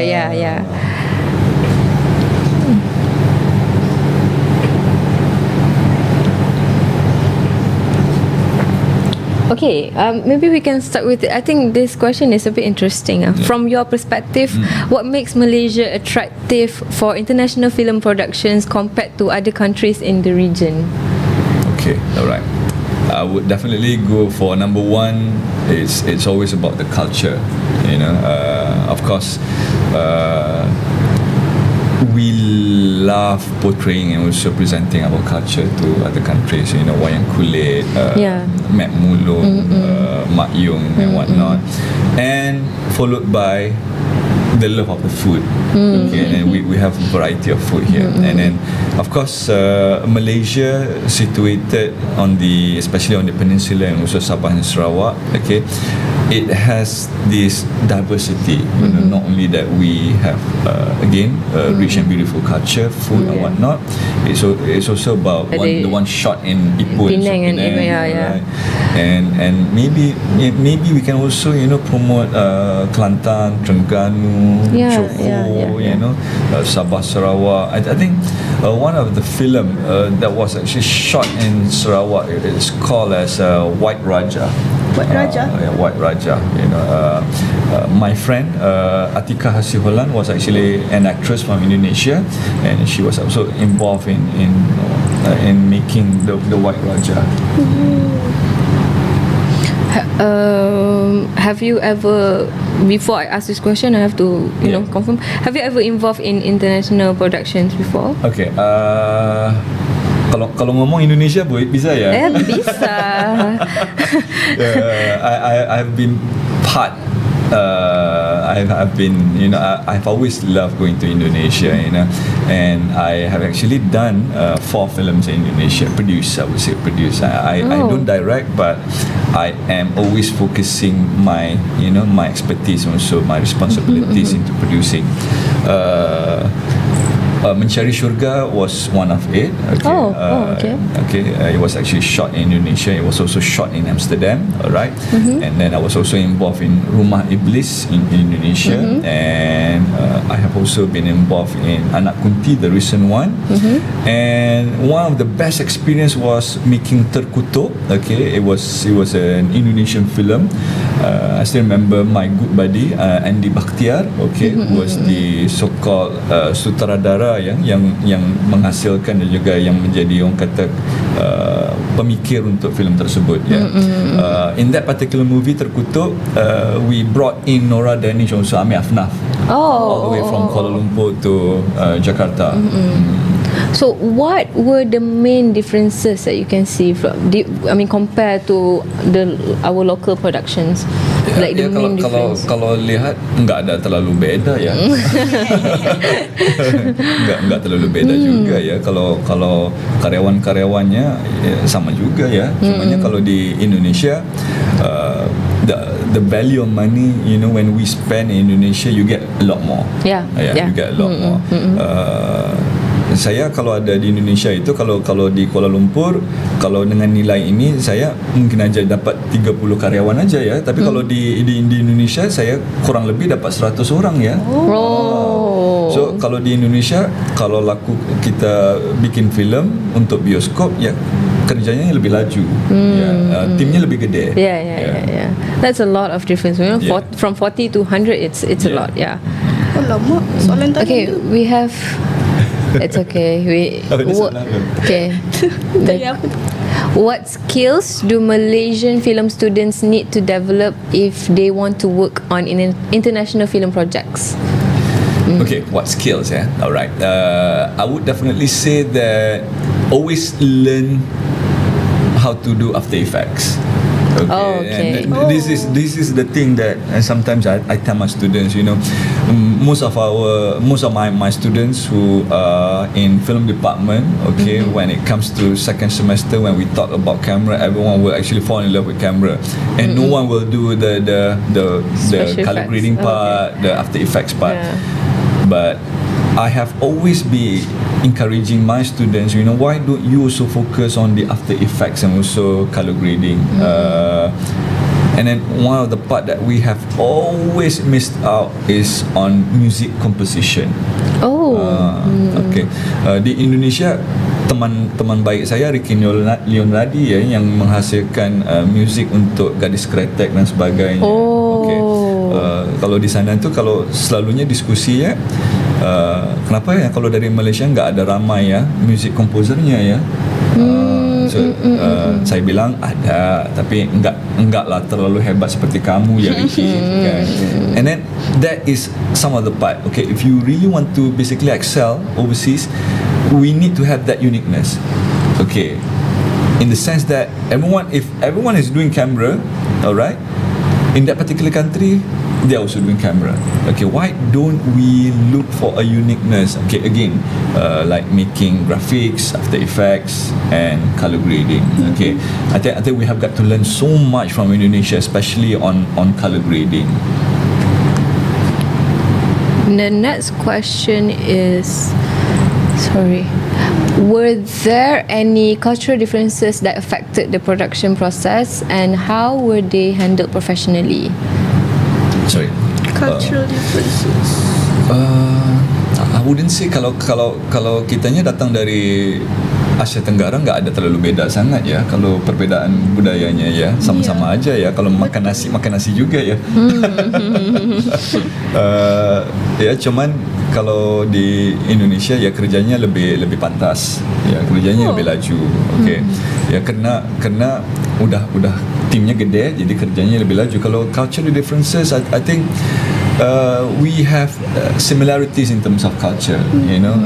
It seems that Singapore, Malaysia, Thailand, Indonesia, there is an equal balance. There's Chinese in Malaysia, but there's also Chinese in Singapore. And if we are talking about Indonesian, there's also Chinese in Indonesia.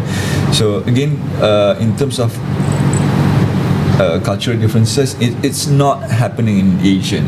But let's say if we move further up, maybe to United Kingdom, of course, there is again a lot of cultural differences. Here Asian, especially Asian, we love celebrating festive season. Okay, all right, but I have this experience of working in UK. There's not so much of public holidays. Oh, okay. Right. That will be one of the cultural differences. Hari Raya is not celebrated in London, so we got to work during Hari Raya in London. Yeah. Okay. So again, there's not so much on the cultural differences, but again, it's truly and entirely based on how does the country operates and run. Okay. So before we conclude, we have, I think we can answer that. Maybe we can answer the first one first. How do we attract international production to shoot in Malaysia? Again, how do we attract them? It's by creating a lot of awareness on FIMI. Okay, again, I think we have discussed this in our previous topic. So what I would like to share to my foreign partners or counterparts that come to Malaysia. If you come to Malaysia, if you shoot in Malaysia, if you begin your production phases as early as pre-production up until post-production, you will definitely eligible to be rebated or to be provided incentive of 30 to 35%. Alright. Other than that, of course, Malaysia is a beautiful country. Yeah. Okay. We offer a lot of diversities. Yeah. So we have we already talk about working culture just now and Malaysian crew. What roles do local Malaysian crews? So kita tak jawab lagi. What roles do local Malaysian crews usually take place when working with international productions? Can we be more specific? Are we talking about local crews, Malaysian crews working abroad, or local crews here in Malaysia? Yeah. Okay. I think perhaps in Malaysia. Okay. Let's say it's in Malaysia. Yeah. So usually, I think we have got to also put our love of watching closing credits. We always catch up from watching movie when the credit rolls. I myself, I will actually sit down until the credit rolls and end. Of course, sometimes I wait for the post credit scene or whatnot. Okay, but most of the time it's also about understanding. Alright, there will be what we call as fixer or production unit that operates in Malaysia. Alright, so let's say if we bring in our friends from Thailand to shoot in Malaysia.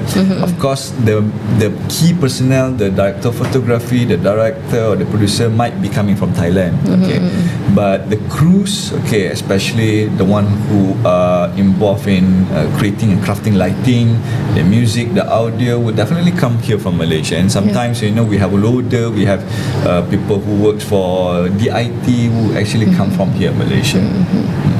Okay. I think we can answer the final questions on the YouTube comment section. For students, how can participating in student projects or internships can help prepare them for international collaborations? Alright, this I have always said this to my students. Okay, you have got to always push yourself on the edge. Us being Malay especially, we always like and love to stay in our comfort zone. Okay, during my tenure as Deputy Dean of Industry, I've always keep pushing my students. You need to do your internship overseas.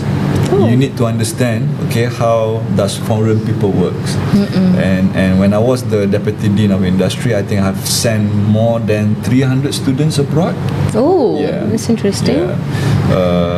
I've sent my students to Canada, to UK, Thailand, Japan, and I think 3 students were actually sent to China, and the rest of it was actually applied and asked to be doing their internship in Indonesia. So again, alright, so it's always about going out from your comfort zone. much needed. Okay, we have. Sorry, which one? How does kita dah discuss just now? Thailand film pun kita already mentioned just now. But how does the top one too we already answered. What skills do Malaysian film students need to develop? Pun I think Mr. K already mentioned just now. Mentioned about it. I think we have got to always find something unique in ourselves. Yeah. Not to basically run and catch things that what normal film students does. Okay, so I think that's about it. Thank you very much, Akila and Mr. K. That is very insightful and engaging session. Banyak benda baru tahu tu dia. So we really appreciate all of you for sharing this case study and experiences about film production, international film production in Malaysia. Thank you as well to all of our participants for staying until the end from session 1 until session 3. It means a lot to all of us. Once again, a big thank you to Akila and Mr. K. Let's give our speaker a warm virtual round of applause. Let's go. Okay, so that's it for today. As we come to the end of today's program, I would like to take a moment and sincerely thank everyone who made this webinar possible. A big thank you to all of our speakers for sharing your time, knowledge and valuable insights throughout the sessions. Your contributions truly made this program meaningful and impactful. To our organising community and technical team, everyone, thank you for all the hard work behind the scenes. Your dedication and coordination ensured that everything ran smoothly from start to finish. And of course, thank you to all our participants for today. For your engagement and for being a part of this program. We hope you found today's sessions informative and beneficial. Thank you once again, everyone. Can't wait to see you for tomorrow's session at 9:30 a.m. So don't forget to join tomorrow. So, and also we have tomorrow 16th and also 17th of January. So, and still the same platform, webinar, Zoom and also YouTube Live. Okay, so that's it for today. Goodbye. Yeah, goodbye. Bye bye. See you tomorrow. Bye bye.